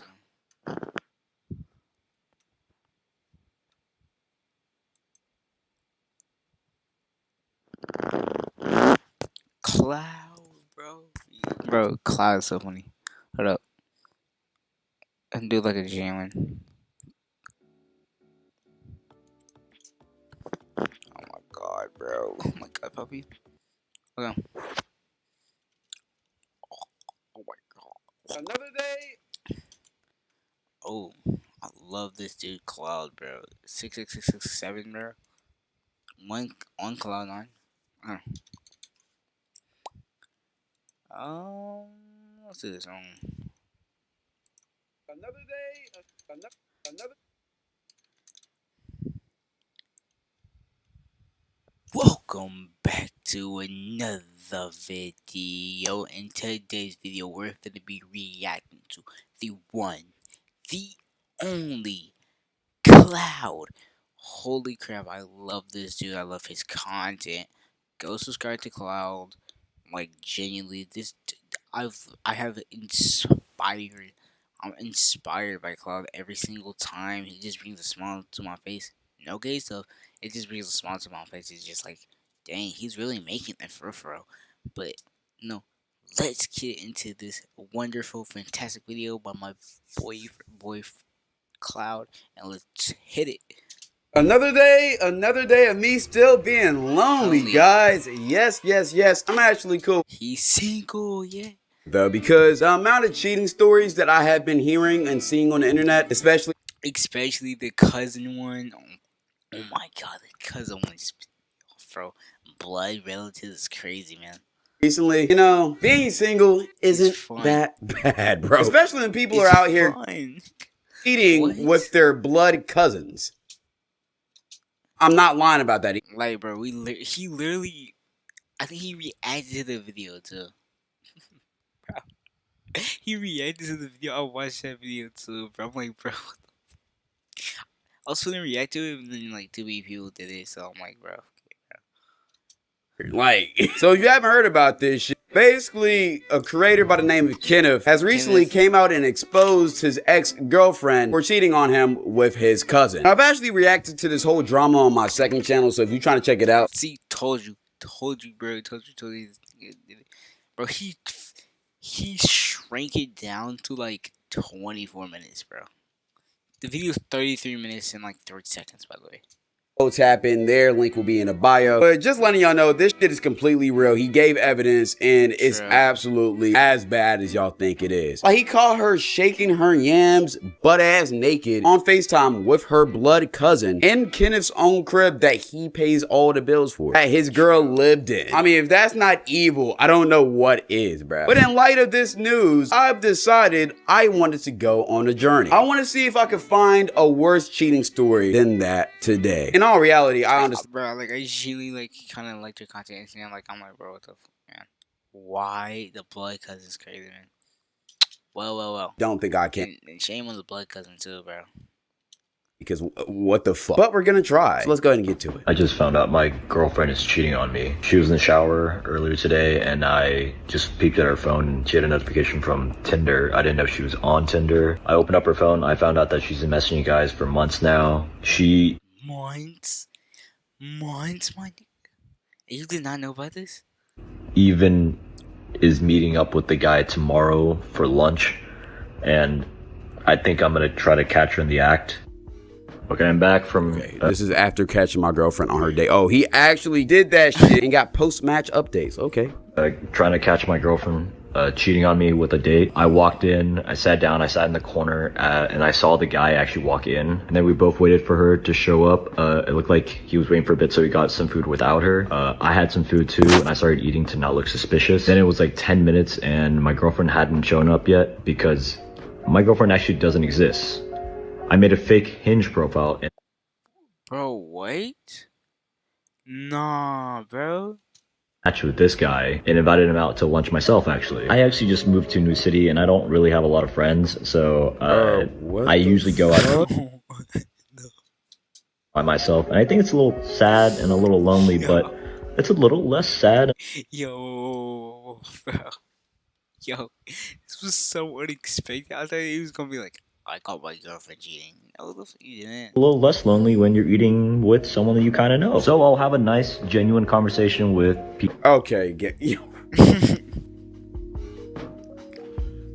bro, why the f did I think this was actually a real video, dog? I swear to God, all I did was type in cheating stories on TikTok, and I'm just going through these blind, bro. Like, literally, I haven't watched any of these videos that we're finna watch. Bro, what the actual fuck? God damn, you good, bro? I mean, low-key, is that creepy? Yes or no? I don't know. I mean, bro, go follow his real account, bro. There's so many fake accounts out there. I'm gonna keep it up, bro. I think probably one favorite since his real account, but go to his real TikTok. Illegal, but I mean, shit, man, I low-key kind of feel bad. However, that's still not worse than Kenneth's. On to the next. So I literally just ruined a 3-year relationship, and I don't even know how to feel about it. I'm gonna just jump right into the video, all right? So I met this man 2 months ago, okay? And I was under the impression that this man was an LPN. Now Yo, don't know what LPN means, but sure. I met him was very organic. Somebody told me like licensed practical nurse. This is, bro, yo, this dude is so smart, bro. He actually put it up for me. Look at my dumb, don't not know what that is. Getting my hair done, and in the middle of me getting my hair done, I got hungry, so I went to go get food. I walked to go get food. As I'm walking to get food, there's a man sitting outside his car. We make eye contact. I continue. I go into the store. I come out the store. He starts following me. He's like, hey you, I'm talking to you. I turn around. We exchange numbers. Boom. We link up. He still wants to take me on a date, but it's 9 o'clock at this point. It's a little too late for a date. At least where I am, nothing's open except the casino. So we go to the casino, but nothing's open in the casino. You feel me? I'm not gonna lie. First date to casino was crazy. Now, hey, bro, try to gamble all that money away, bro. How much money you got to gamble? Hey, that's some real gold digger shit, bro. Just saying that because there's no casinos near where I am. I live in Tennessee. It's a no casino state. But like, bro, I went to Tennessee, bro. No, like this year, I was in Tennessee, bro. Yo, I'm finna pull up to Tennessee again. What the fuck is romantic about losing your money at a casino? Wait. Can somebody give me like a collab with Cloud? I really want to collab with Cloud. Like, really want to collab with Cloud. I don't know why. But like, once I get like of age, by the way, of age, I'll get a collab with Cloud though. I don't understand that shit. Well, ultimately, we had to just chill in the car. We had to. We chill in the car, whatever. We're getting to know each other. I mean, You're gonna know me because I don't shut the fuck up ever about myself. Long story short, we ended up doing the do. Before we did the do, we did the devil's tango. Okay. Let's pause a little bit. So basically, you just met this guy. Start vibing with each other, you start liking each other. On your first date, y'all cracked in the car. I know what type of situation we going with, you know. I ain't going by that. That's intriguing. I let him know, because I didn't want to do the do originally. I let him know that I had chlamydia at some point this year. Yeah. Oh my god, bro. Oh, hell nah, bro. We have to take them off.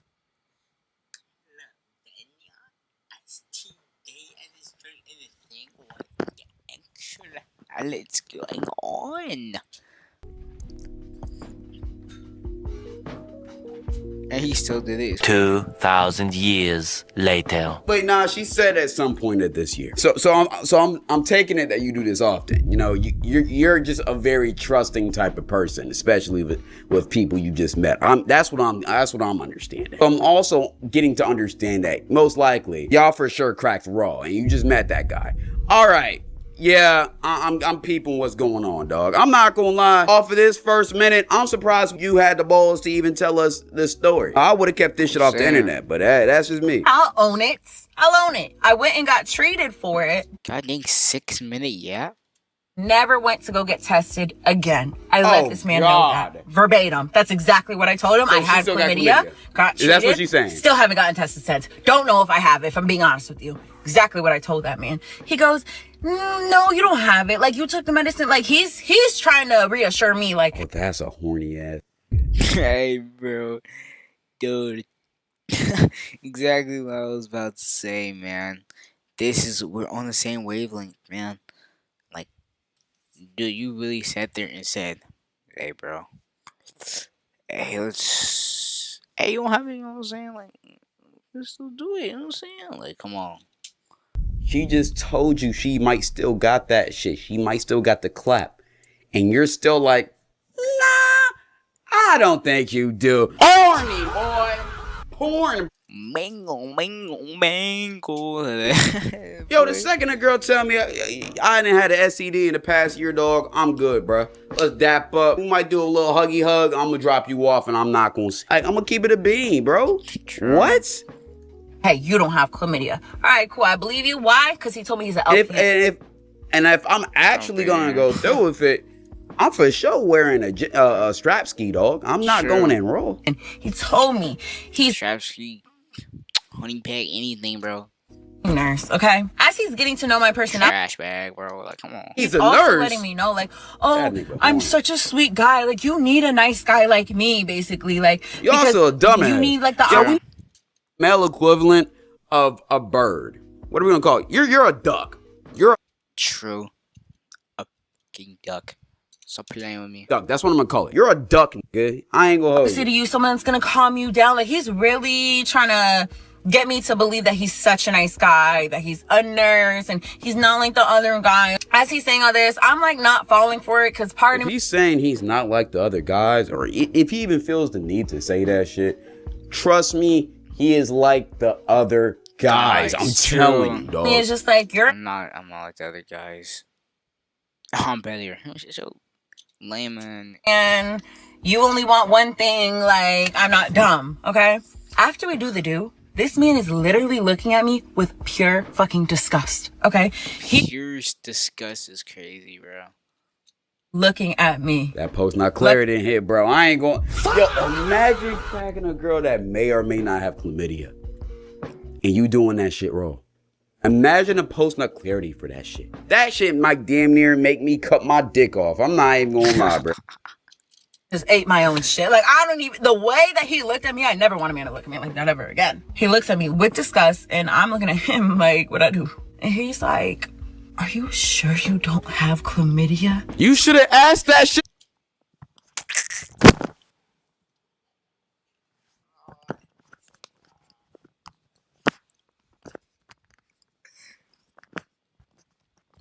You gonna feel all bumps and shit all over your pee-pee, bro.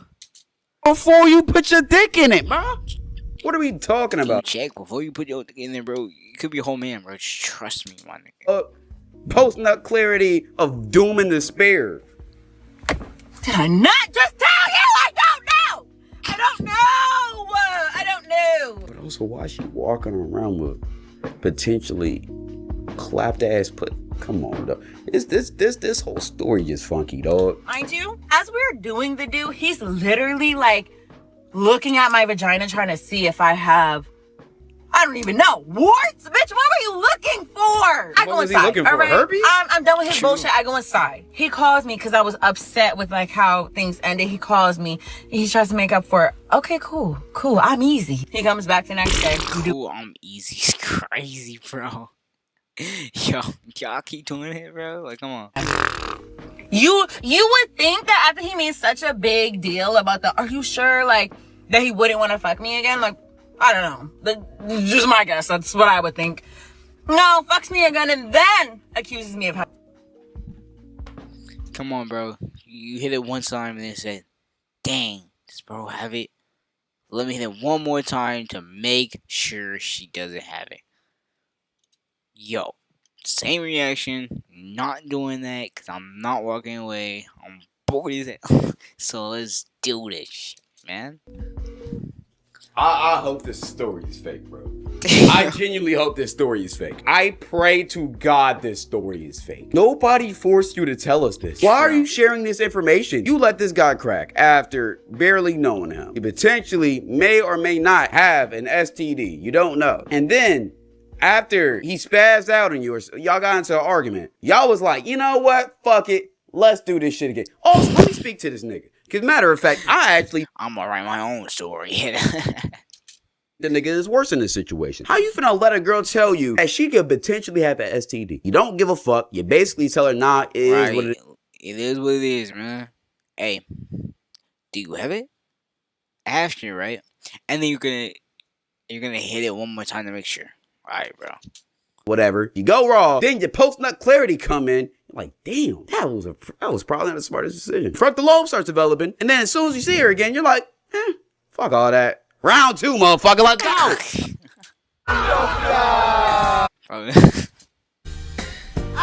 What are we talking about? I'm genuinely losing brain cells. Overlay 2 audio. Bird, and he is the biggest. I need my soundboard, bro. Wait. Having HIV. How do we go from STI to STD? I don't. Wait. What did STI no, fucks me again and then accuses me of having HIV. How This nigga's so fucking ridiculous. do we go from STI to STD? I don't know unless you gave it to me. I ended up blocking him because one day he texts me, hey, Jules. I respond within a few minutes and I say, hey. And he literally didn't respond. So I blocked him. So he. Dang it. Like, bro. He didn't respond for how long? Literally never respond. That all happened last month. Okay? Wait, does it? Last month? Last month? I don't know. But this. We are genuinely twins, bro. Happened last month because the last time I texted him it said 7/26, so that definitely had to happen last month. I don't know if I got the months right. This is a blur to me. Yeah, when I tell you, by the grace of fucking God, for whatever reason, I don't know why this happened. I go get Gabby's hair done. She gets the same hairstyle as me. She decides within literally 2 days of her having that hairstyle, she doesn't want that hairstyle and she wants to look like she's Korean because of the K-pop Demon Hunters. So I got her some bangs and straightened her hair, but it didn't look as straight as it could be. So I was like, you know what? We're gonna book you a silk press. Today's the hair appointment, okay? Me and Gabby, we go. Oh, let me show y'all Gabby's hair, okay? It ain't. That's dope. It ain't. All right, I'm getting my hair done next. Yeah, I'm gonna get a sew-in from her. But anyways, okay, listen, back to the story. I go in, and there's this girl. Yo, what's this nigga doing, bro? This dude really trying not to cringe, bro.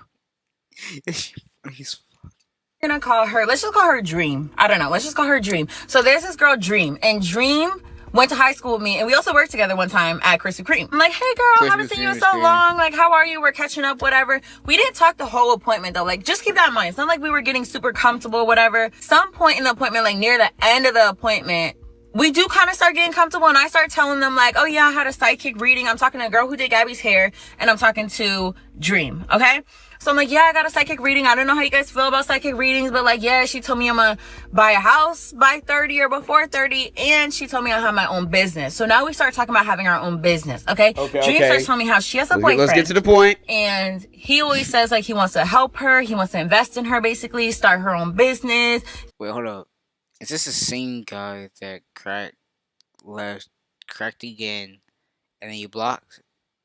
How do you just unblocked him? I'm so confused. Yada. I'm like, oh my god, that's so cool. She's like, yeah, like talking about her man. She's talking like pretty highly of her man too. She's like, yeah, he's Haitian. Like, I love Haitian man. I'm like, girl, me too. She's like, yeah, but he's not like, you know, the other Haitian man. Like, he's really just about his business, about his money, whatever. She says his name. She says this man's first and last name. Come again, come again, come again. Now, the reason why I know. Yeah, and that's the same guy you hooked up with. Wow, bro. We couldn't think possibly doing that. Wow. Man, that's crazy. Bro could have an STD and given it to her friend. Oh my god. Yeah. Oh, this man's name Bro went through the whole group chat and said, let's choose the next victim. What? When he would call me, it would show his full name on the caller ID. So when she said that name, I literally was like, girl, nuh-uh. She's like, why? I was like, girl, what does he look like? You need to show me him now. She shows me him. It's the man. It's the fucking man. When I tell you, I did not know what to say. Like, she had just went on this whole like tangent about her man. Like, they've been together for 3 years. He's such. What? What? 3 years cheating on you with the best friend is crazy, man. Oh, that's crazy. A guy, he's not like these other men. Like. So, what do we learn? Yeah, whenever somebody says they're not like the other guy, they're like the other guys. Other man, they're for sure like the other man. Also, maybe, just maybe, we should vet people a little bit more before we just crack. Just a suggestion. He's supposed to be investing in her, like all this shit. I'm like, bitch, I was just looking at me and I'm about to go like, I did not know what to say. Like, the girl, she's braiding so much hair, that girl was gagged. We're all gagged. Like, bitch, and the kicker is, he was on his way there. Bitch, she's probably whooping his ass right now as we speak. Oh, so this just happened. I have no words. I really. Dang, bro. So you just get on here and just spill everything? That is crazy. I did ask her if I could make a video before y'all were like, oh, now you're like fucking explaining her to. I asked her. I said, girl, can I make a video? She's like, yeah, just don't say my name. I got you, girl, but Okay, so a couple of things I want to unpack here, right? First off, let's circle back to this nigga. The fact that you willingly cracked this girl after she told you I may or may not have an STD twice, knowing that after that she had a girl friend to go home to, is utterly absurd, especially since you're a nurse, bro. Isn't that in the nurse handbook not to do some shit like that? The fact that you were okay with potentially giving your girl an STD just because you wanted some coochie at that moment is absolutely ridiculous in my opinion. You're a duck ass nigga. Now, circling back to Girly Pop right here, Jules, I could tell you're a nice person. However, you could have told us this story without mentioning the details of you potentially have chlamydia. You know, you didn't really have to say that. I'm gonna be honest. I'm thankful for the honor. How you, bro? Yo, but like, it's serious. She crazy, man. And the like low key, I want like this is a chill room. I ain't gonna hold you. On this, however, Batman, Superman, and fucking Diddy couldn't beat this shit out of me, dog. I'm gonna keep it a beam. This for sure up there with the Kenneth one, dog. I don't know if it's worse. It's still. This is definitely not worse, bro. Isn't as crazy as Kenneth, I'm not gonna lie. Let's get to the next one. I just had the worst week of my entire life. Let's talk about it. I just came back from the ER. Y'all don't know the full story, so I'm here to tell you guys that. A few weeks ago, me and my boyfriend broke up. We were together for almost a year. almost a year, like 11 months, bro. Up at my house and says he needs a break and doesn't know if he wants to be in a relationship. And I was like, all right. He leaves my house and I was just like, you know what? I'm not doing this. Fuck, we're not doing this. Let's just break up. Cause like, what's the reason of taking a break? If you're taking a break, it's already over. Honestly, could care more, but I didn't because I had bigger fish to fry. I had the biggest exam of my entire degree. I'm gonna keep it a bean, bro. I see the comments already saying it. Bro, could someone cheat on you? Bro, it's already cheated on. We're all cooked, bro. I've been thinking it. How the fuck did somebody cheat on you, bro? I'm gonna be honest, bro. Like, hey, they definitely had mission successful, my dog. Oh, having a boyfriend is so embarrassing. Yo, bro, what are you talking about, bro? Having a boyfriend is so embarrassing. Shawty look good, nigga. She look good, bro. I'm not gonna lie. If she getting cheated on, bro, I ain't gonna lie, gang. I might as well just stay single. Coming up, and while studying for my exam, I'm extremely sick. I'm vomiting. I'm fainting on the ground, going to urgent care, like, and I don't even know what's going on with me. Like, there was no diagnosis. I only have this on right now because I don't have my scissors and they're not fucking coming off. A few hours before my exam, I get a text and I find out that my boyfriend of a year, when he was my boyfriend, cheated on me during our entire relationship. God damn, holy player, bro. I'm finding all of this out when I'm sick, stressed about my final exam. God dang, bro. Supposed to be in a couple of hours. I would say not the most ideal situation. Maybe online I seem like the type of person who just like makes everything seem like not of a bigger deal than it is, but I honestly couldn't even like have emotions. Like, honestly didn't even cry. Imagine being sick and then also finding out that your boyfriend of a year just cheated on you. That's tough. Just cheated on you? Nah, that dude's been cheating since day one, bro. He's been playing the game so efficiently that she didn't find out until after the relationship. Again, I still don't understand why. Like, yo, who's the girl he cheated on you with? Like, yo, if she's not like fucking Megan Fox level, then bro was just tweaking. Bro was tweaking to begin with, but I ain't gonna lie, that shit crazy. You cannot cheat on everybody you get with and think that. Chris, it's Kid A. I know this dude, bro. Is not going to catch up to you. My homeboy had a habit of cheating on every single girl that he got with, and he would jump from relationship to Levi. It's Levi, right? It has to be Levi. I know this dude. It's Levi, bro. Relationship, just cheating on these girls because he thought that they were doing the same thing just because they're women. So this one time he got with his white girl. And that's a toxic ass mentality, bro. There's no way your homeboy actually believes that. He's just using that shit as an excuse to cheat, dog. Nigga used to do was every single girl he started talking to, he would add her to our group chats, the friend group chat, and just to introduce us to her. But the whole time this nigga cheating. So one time it was just me, him, and a girl in a call, and we all just chatting it up. And then this random scenario just got brung up. We said something like, "What if you catch your partner cheating on you or some shit?" Before we could even answer the question, the white girl say straight up, "If you cheat on me, I'm gonna blow your brains out." I start laughing. God dang. Okay, this is the same situation happened to me. I ain't gonna hold y'all, bro. I didn't think it was a joke. But anyways, yeah. Intriguing. Okay, tell me more. But as I'm laughing, the girl cut me off. She talking about, "What's funny?" I shut the fuck up. I'm like, oh shit. This bitch not playing. Alright, so fast forward, I'm chilling with my homeboy. This nigga randomly shows me some girls on his phone. He's on Facebook dating, scrolling through girls and texting. Facebook dating, my dog. What? Shit. Bro, Facebook dating is wicked, dog. Like, I'm not gonna lie, cheating with Facebook, first off, Facebook dating is just nefarious in the first place. Cause like, yo, when I think of Facebook, all I think of is old people. So I automatically assume that you're matchmaking and swiping on older women, which cool if that's how you roll. But like, gang, you finna cheat on your girl with a MILF, dog. Like, what we talking about? Shawty probably got like 2-3 kids. Stay loyal to yours. That shit weird. And also the whole mentality of making a dating account or being on a dating app while you're in a full-fledged relationship is so crazy. It would be so easy for your partner to catch you. Like, bro, you heard what that white bitch said. You better stop playing. Your ass gonna die. This nigga say, bro, she not gonna do nothing for real, bro. She white. Like, what the fuck being white gotta do with that like, shit? Yo, she ain't stutter when she said she'll blow your brains out, nigga. I ain't gonna lie. She didn't take it back. She didn't take nothing. Like, bro, she did it. I mean, like, yo, she crazy, man. She would have put the fear of God into me. They the crazy ones. Your ass gonna wake up to niggas in white cone hats never to be seen again. My phone died, but this nigga just kept on using Facebook. This dude phone always dying, bro. Like every single video is like, no, bro. It's either that or it's my phone died. My bad. He's always outside. He always outside and go back inside or something like that. Bro. So fast forward, I'm staying at his crib one night. His parents is out of town, and then he got his girlfriend over for the weekend. So I end up falling asleep on the couch while him and his girlfriend having a quality time.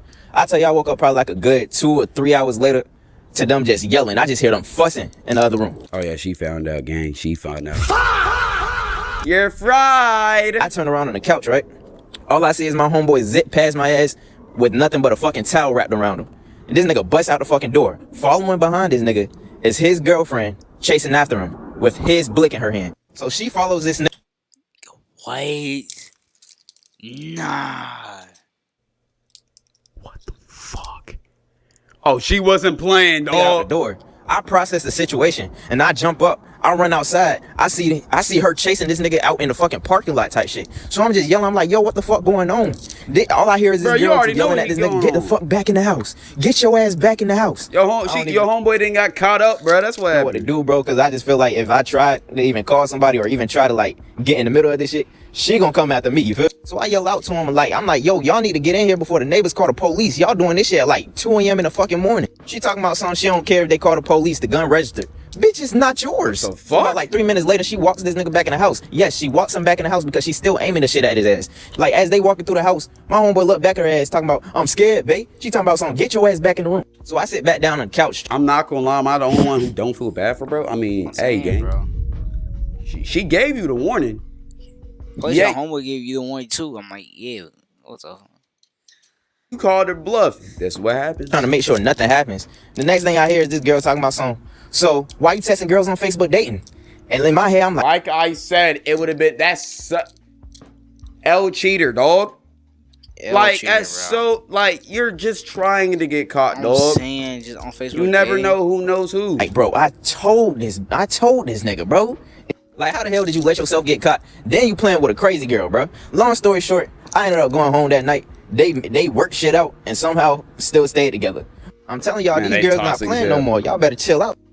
Why the hell that girl being a bird brain about that shit, bro? He already done showed you who he is, bro. True. Why you still with though? I'm not gonna lie. All right, we got 2 more to check out. Let's get to this first one. Apparently this. Okay, my bad. I've been pausing and just yapping on my. Bro, this is how I know you watching videos. I ain't gonna hold you. This girl had a little work bay that she cheated on him. Whatever you do. A work bay. Holy shit.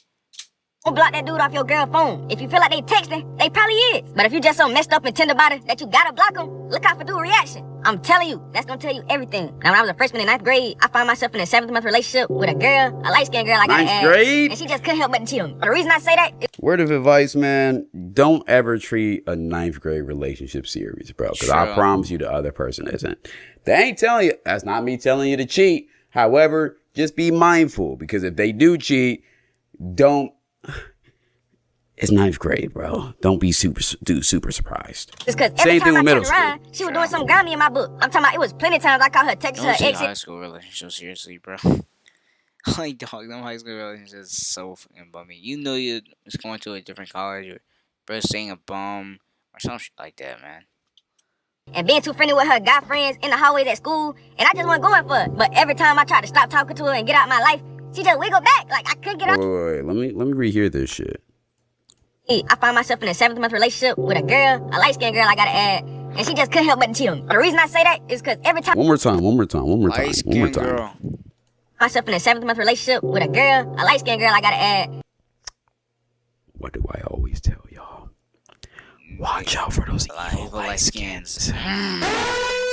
Y'all thought I was joking. Y'all thought I was lying. Kenneth girl was light-skinned. I remember when that whole shit was going on Twitter, bruh. I seen a whole bunch of people bringing up my video talking about I was right. I was always right. And yeah, I was, dog. Yeah, I was. And she just couldn't help but cheat on me. But the reason I say that is because every time I turned around, she was doing something grimy in my book. I'm talking about it was plenty of times I caught her texting her exes and being too friendly with her guy friends in the hallways at school. and I just wasn't going for it. But every time I tried to stop talking, Yeah, if she's friendly with the guy friends, she over here play fighting with the athletes and shit and other niggas while you're her main guy. True. I hate to tell. I don't know how I tell you, bro. I don't know how we tell you, dog, but hey, man, that shit cook. talking to her and get out my life. Exactly She my just point, bro. go back. Like, I couldn't get off you. Every time she hit me with I wouldn't do it again spill, and I believed her. But the way I found out she had something going on behind my back was crazy. At the time, it was summer, and I'm gonna be honest, bro. You should, but like at this point, if she doing that shit in front of you, dog, and she talking about I won't do it again, and she keep on doing it, you should have been known, bro. Like, why are we surprised at this point? Job with my homeboy. We weren't doing nothing but cleaning up apartments, picking up trash around the projects, stuff like that. At the time, me and my homie was on a break, so we were just sitting on the bucket, scrolling our phones. Now, as I'm sitting on the bucket, I get a notification from my girl account. At the time, we had each other passwords, because honestly, I couldn't trust her no other way. But what piqued my interest on the notification is that it was from somebody I told her to stop talking to multiple times. Now, me and my girl took a break for about 2 weeks, and in them 2 weeks, she got a couple of friends. True. Took a break for 2 weeks. Nah, y'all broke up. 2 weeks, my nigga. Like, bro, a few days, okay. A few weeks, my nigga. That's how she looking at it. True. And as soon as y'all broke up, first nigga she called, went and took her on a date. They did whatever. Second nigga, now she texting and FaceTiming him all the time. Third nigga, she just texts, you know, that's the attention guy. But she'll probably see him at school or work. Probably at work, just like you said. Sure. Hey man, just know one of them boys, they gonna complete the mission. You know, call one of those friends mine. And when we got back together and whatnot, and I went through her phone, I seen them sending all types of good morning texts, checking up on each other, all this and that. I nipped that shit in the bud so quick. And the text message that popped up didn't make it no better. All I see is, send me the video. So I get hot and I scream. Send me the video. Boy. Hey man, I would have crashed out right then and there. Notification because it popped up on my notification center. And I showed my dog to make sure we was looking at the same thing. Because I forgot to mention, I also had dude blocked on her gram. So when I start putting all these puzzle pieces together, I'm like, she literally unblocked dude to text him.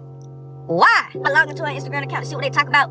And that thing, you know, the message gone. The message fucking gone. I got a notification screenshot of everything, so you can't say it's no message. But instead of confronting right then, I do a little more digging. Now at this point, I'm trying to see how they got back in contact. Did she unblock him, text him? Did he text her? Did he comment on her stuff? I don't know. But I found out. I go to her activity tab, and next thing you know, I see that she commented on dude's story. He put up like a little question sticker. I forgot exactly what it said. But all I'm thinking is that you got in contact with dude. I look at my homie right there, I say, fam, if this girl lied to me. So she broke contact first. Hey, gang. Just know. That shit been grits. Say she didn't text me, we done. No cap. He look at me, he say, for real? I say, for real. He gotta know I'm dead ass. So I wait till I got off and I text. I text my girl until her FaceTime me. About 2 minutes later, she calling. I'm telling you, I ain't beat around. I just got nothing to say about this.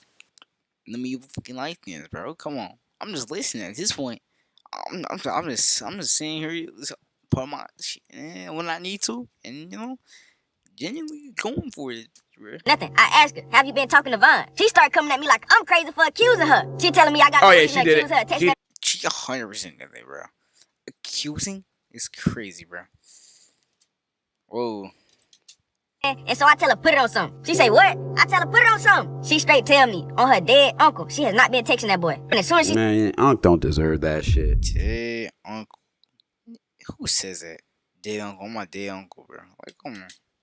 Man, why you doing Aunt like that, bro? Because you know you been texting him, man. Man, that's crazy. She said that I'm thinking. You gonna lie on your dead uncle. You got that nigga rolling in his grave right now. Tell me I straight hit her with a screenshot and she gets silent. Then I start getting on her ass. And you know what she gonna tell me? She told me she unblocked him a minute ago and he texted her first. Now I wasn't checking her block list. She unblocked somebody. We seen that cap. We see through that. I immediately thought to check he already broke the press. So you see the thing is I told her to block him on Instagram and iMessage. So if she unblocked him on Instagram, I wanted to see if she unblocked him on iMessage. She started swearing me down. She ain't texting me on iMessage because that'd be cheating. She said they only texting on Instagram. I told her go to your block list and let me see. If you didn't know, you can tell if a female unblocked somebody because they name gonna be at the bottom of the block list. And look at here. She go to her call out, her block list, and that thing know nigga number at the bottom. So that means she re-blocked them to cover up her tracks. Because at the time that... That's crazy. We got your ass. Hey, we already got your ass. We already exposed that shit. You cooked. He should be right in the middle. So I straight get on her ass again. That thing, you know, she start crying, begging me not to leave her, telling me she know she wrong, and then saying she gon' herself. I think that should have been a fact. Bro, that killed. Yo, I hate they killed self-method, bro. Like, bro. Because it literally guilt trips you. Like, And sometimes they make that BS believable, bro. Yo, you okay? I don't know how, bro. I be telling y'all, it's that evil light skin shit, chat. That's that Hail Mary manipulation bullshit. Talking about I'm gonna bleep myself off if you leave me. That's some weird ass shit, bro. The fact that she even tried to pull that, bro, move on. I called on that plate. But after 2 days of her spamming me, no call ID, telling me she'll never do it again, all this and that, I ain't gonna lie, I folded. I took her back. To put it in perspective, this is the same girl. What? What the fuck is we doing? We already broke the press. The defense is scrambling. Nobody's on their assignments. You passed it to your fucking white boy in the corner. Kyle Korver jump shot type shit. He don't miss. He finna take the shot. We finna win the game. 3 seconds left on the clock. We finna win the game. Down 2 points. White boy don't miss. Why are you calling timeouts? Why are you Bro, come on. calling timeouts? Finish the game, dog. I called my homeboy with a handful of pills talking about how do I get Sean to get back with me. So I took her back before she did something crazy. But the story come full circle though. Condition for us to get back together, I told her block him on everything, right?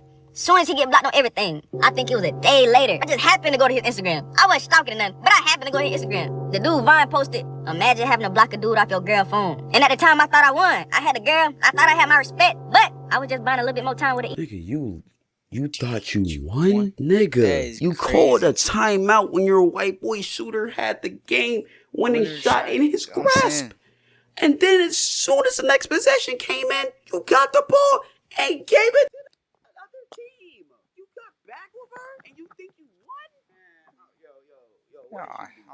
She looked that good, bro. Man, she had you in that good shit. So I understand you was in 9th grade here, bro. But hey, man, I'll smack the fuck out my homie if he ever tell me some bullshit like this, dog. What? True.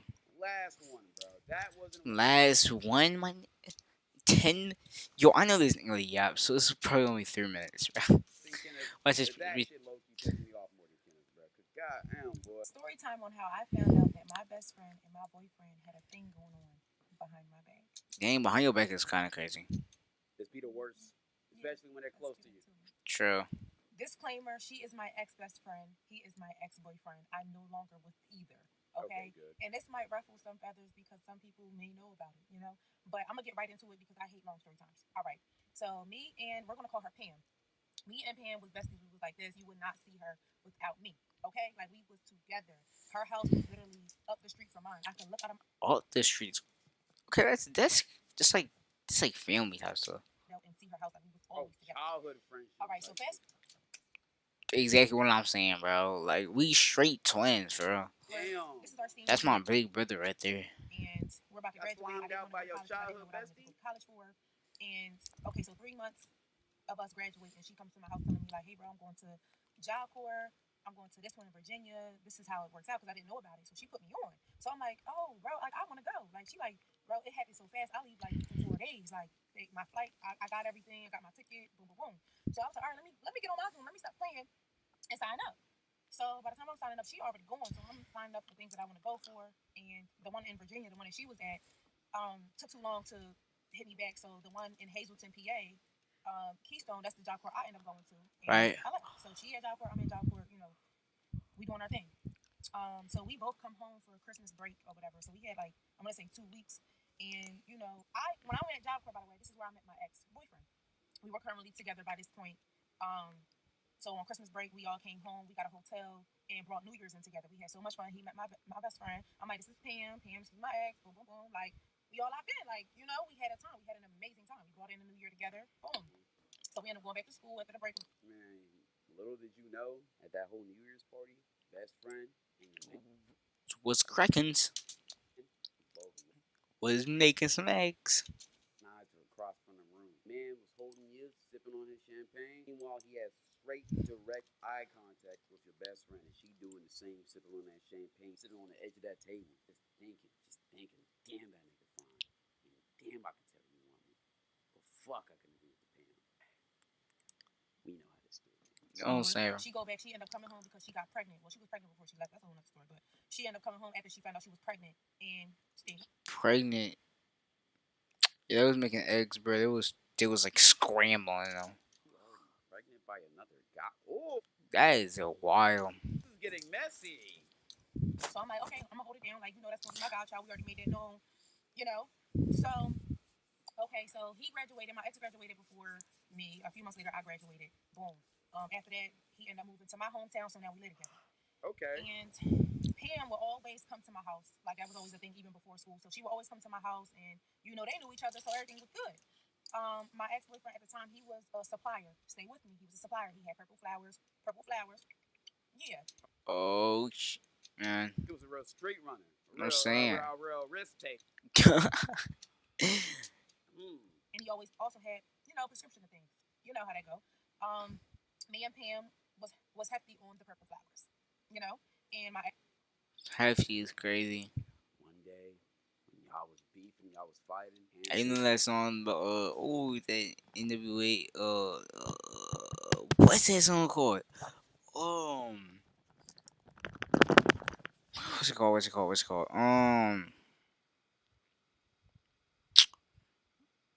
Like some drug stuff, Dope Man. That's one remind me of it. So. In a couple hours, she wanted that gas. He supplied. He started smoking. You know how that shit goes. At the time, would give us the purple flowers. So, yeah. So she would always come over a lot or whatever. So after like a few months, they did exchange numbers because again, he was a supplier and she always wanted to get purple flowers. So I didn't care. I'm young and gullible at this time. Like, I just didn't care because that was my bestie and I trusted. So. One time she came over. She got a little too much purple flowers. Our ex had supplies out on the table while we were together. I went to the bathroom really quick. I don't know if he was upstairs or downstairs or whatever, but I came back out. She ended up having to go, and he told me he liked some. Pam stole some of my supplies, and it was the supplies that me and her don't take. Like that's not even our thing. Like, what are you talking about? And then. Second of all, you're blaming Pam. Yeah, it was some of them perks and shit. But also, how do you know it's Pam? For taking anything. Like, this is my best friend. You can get out. Like, that's how I came about her. Like, there's nothing you can tell me about her. Like, I didn't play about her. So he like, I'm telling you, like, it was right here in this spot. Like, I know. You know what I'm saying? Like, he was very calculated with things. That's one thing I can say. So I'm like, you really standing on this? Like, you really feel like we got into a whole argument because I feel like I know my bestie. Like, she's not into that. Like, we don't even take that. Like, we stick to the purple flowers. But things could have changed because, again, she went to Job Corps for a month. She was there for a year, you know what I'm saying? Like, not even a year because she had to come home, but for a minute. And things could have changed while you was away from me, So, yeah, I'm like, okay, you really standing on this. I'm going to call Pam. I'm like, bro, why is he trying to convince me that you took some supplies? Like, and it's the supplies we don't even use. She was like, bro, you know me. Like, come on now, what do I look like? Like, I'm going to come over there right now. Blah, blah, blah. So, she ain't never come that day, though. She ain't never come. 2 days later, she did come over. He was out working. He was out working with the supplies. And, me and her, we talking about it or whatever, but we let it go because I'm like, I know her. I ain't even about to trip over this, whatever. It's already going in. Blah, blah, you know what I'm saying? Holy friendship. Like, what? So, come on. She came over that day. She left. Later on, he came home. It was like, so my supplies is back in my spot. And I'm like, what? Now I know he not tripping because when we argued about it, it wasn't in that spot. Like, I knew. You know what I'm saying? So, I'm like, okay, that's weird. So I told her, I'm like, it's funny that it popped back up. And I was like, bro, I'm not even trying to call you to feel like I'm accusing you of this, but it's just weird. So now after all of this, it's back up. I'm like, all right, I can't pinpoint that it was you for a fact, so I'm not even about to do that. So as time go on, he's side-eyeing her. He don't like her now. He like, no, I don't fool with her. I don't bang with her. Wait. Before he says a single thing. Manipulation, bro. They had secret, you know what I'm saying? They was cracking some eggs, bro. I'm trying to figure out what's going on, but it do look like she's the thief in hand. Wait, but if she has the purple flowers and she's pregnant, what the is happening then? How did you bro. To them cheating together? Cool. I'm like, but I'm not gonna stop talking to her. That's my best friend. Whatever. So one day, me and him got into an argument, and this is when I found out. Okay.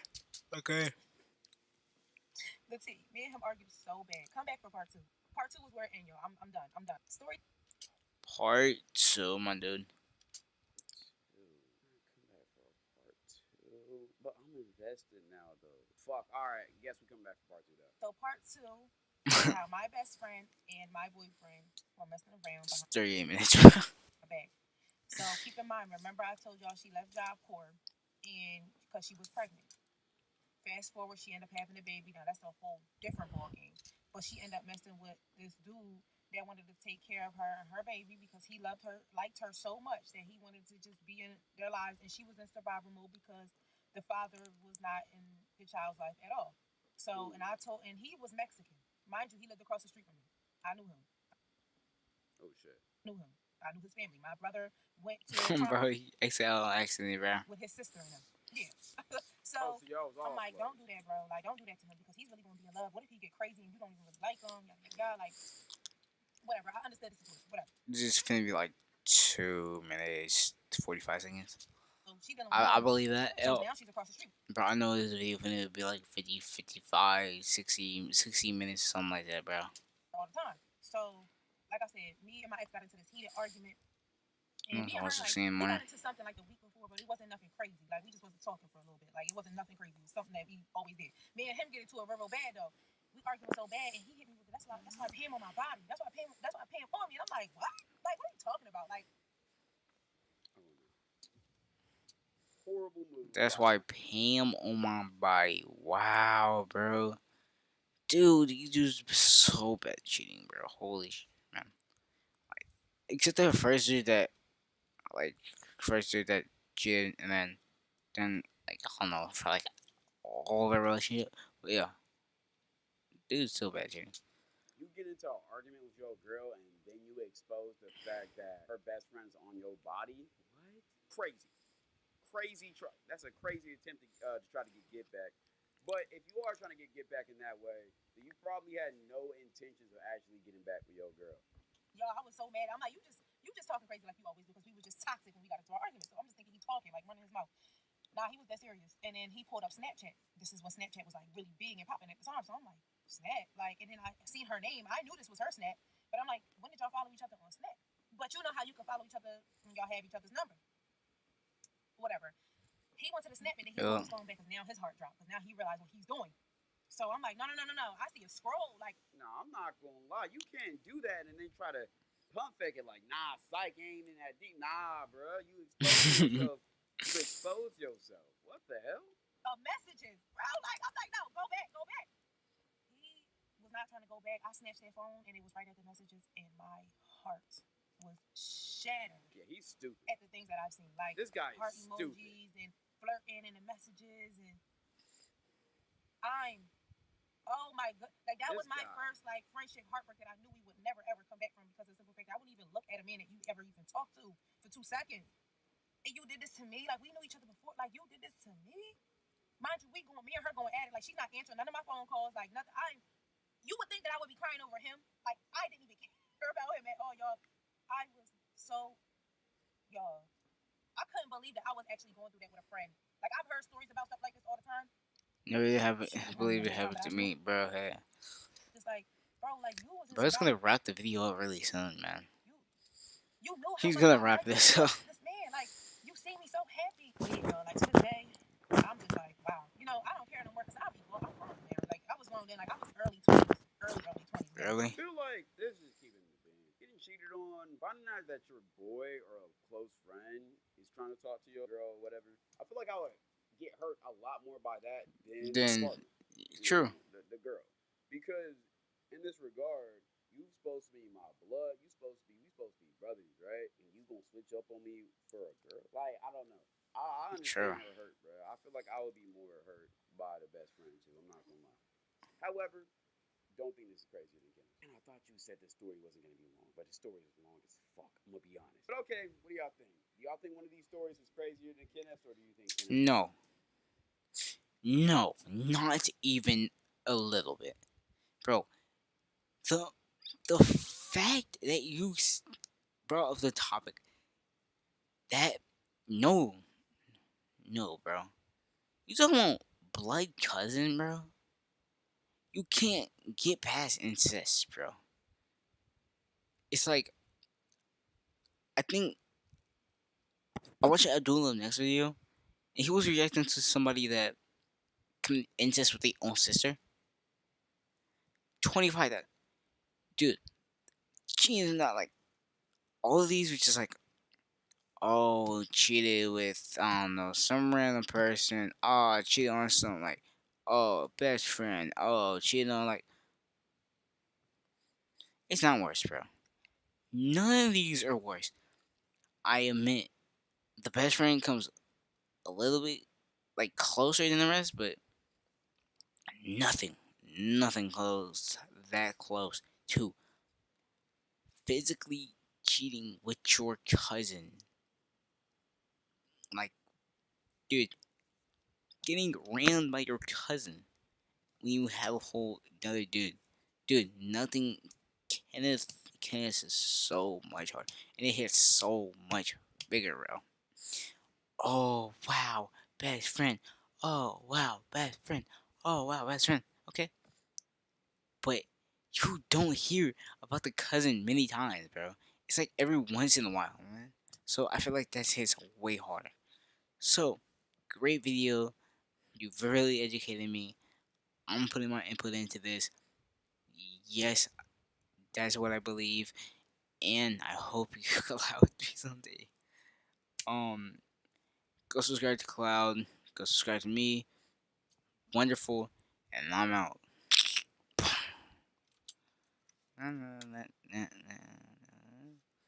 Bro, hold on, wait. I swear I like comments on this. Alright, never mind. Like one person watching 2 hours.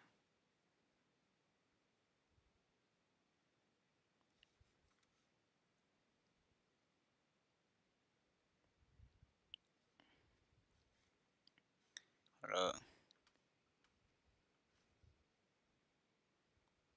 Dude.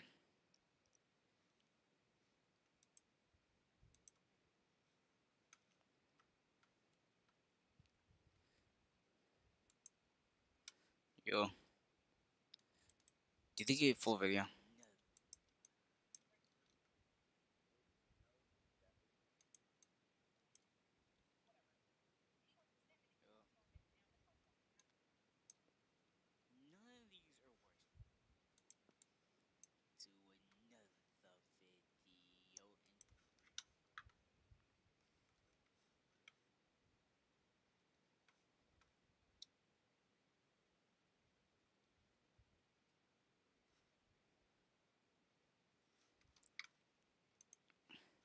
Like, yeah, I might end stream soon.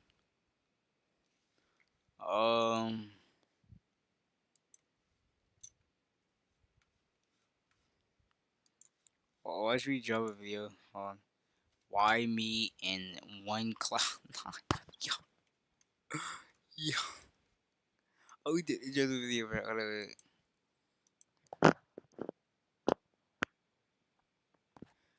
Bing, bro.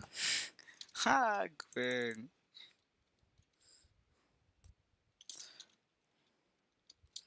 Why me in one?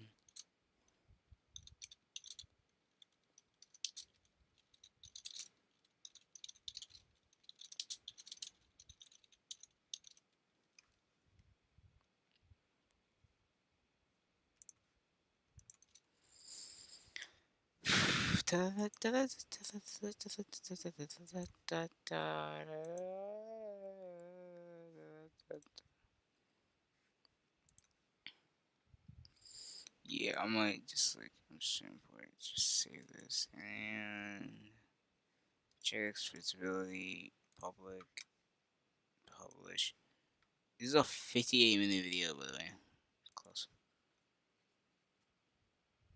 Okay. So let's go to each one of these and see if ChatGPT could be up some. Done. Dun dun dun.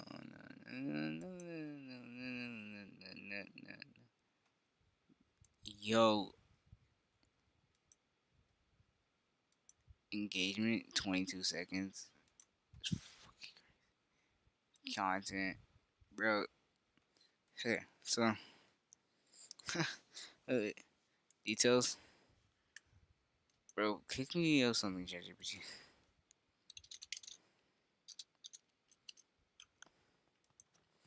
So, okay, I might just end it, bro. It's like nobody even here. 2 likes, don't really care. It's like 1 in the morning. Alright, bro, I'm in the stream, bro. Alright, cool.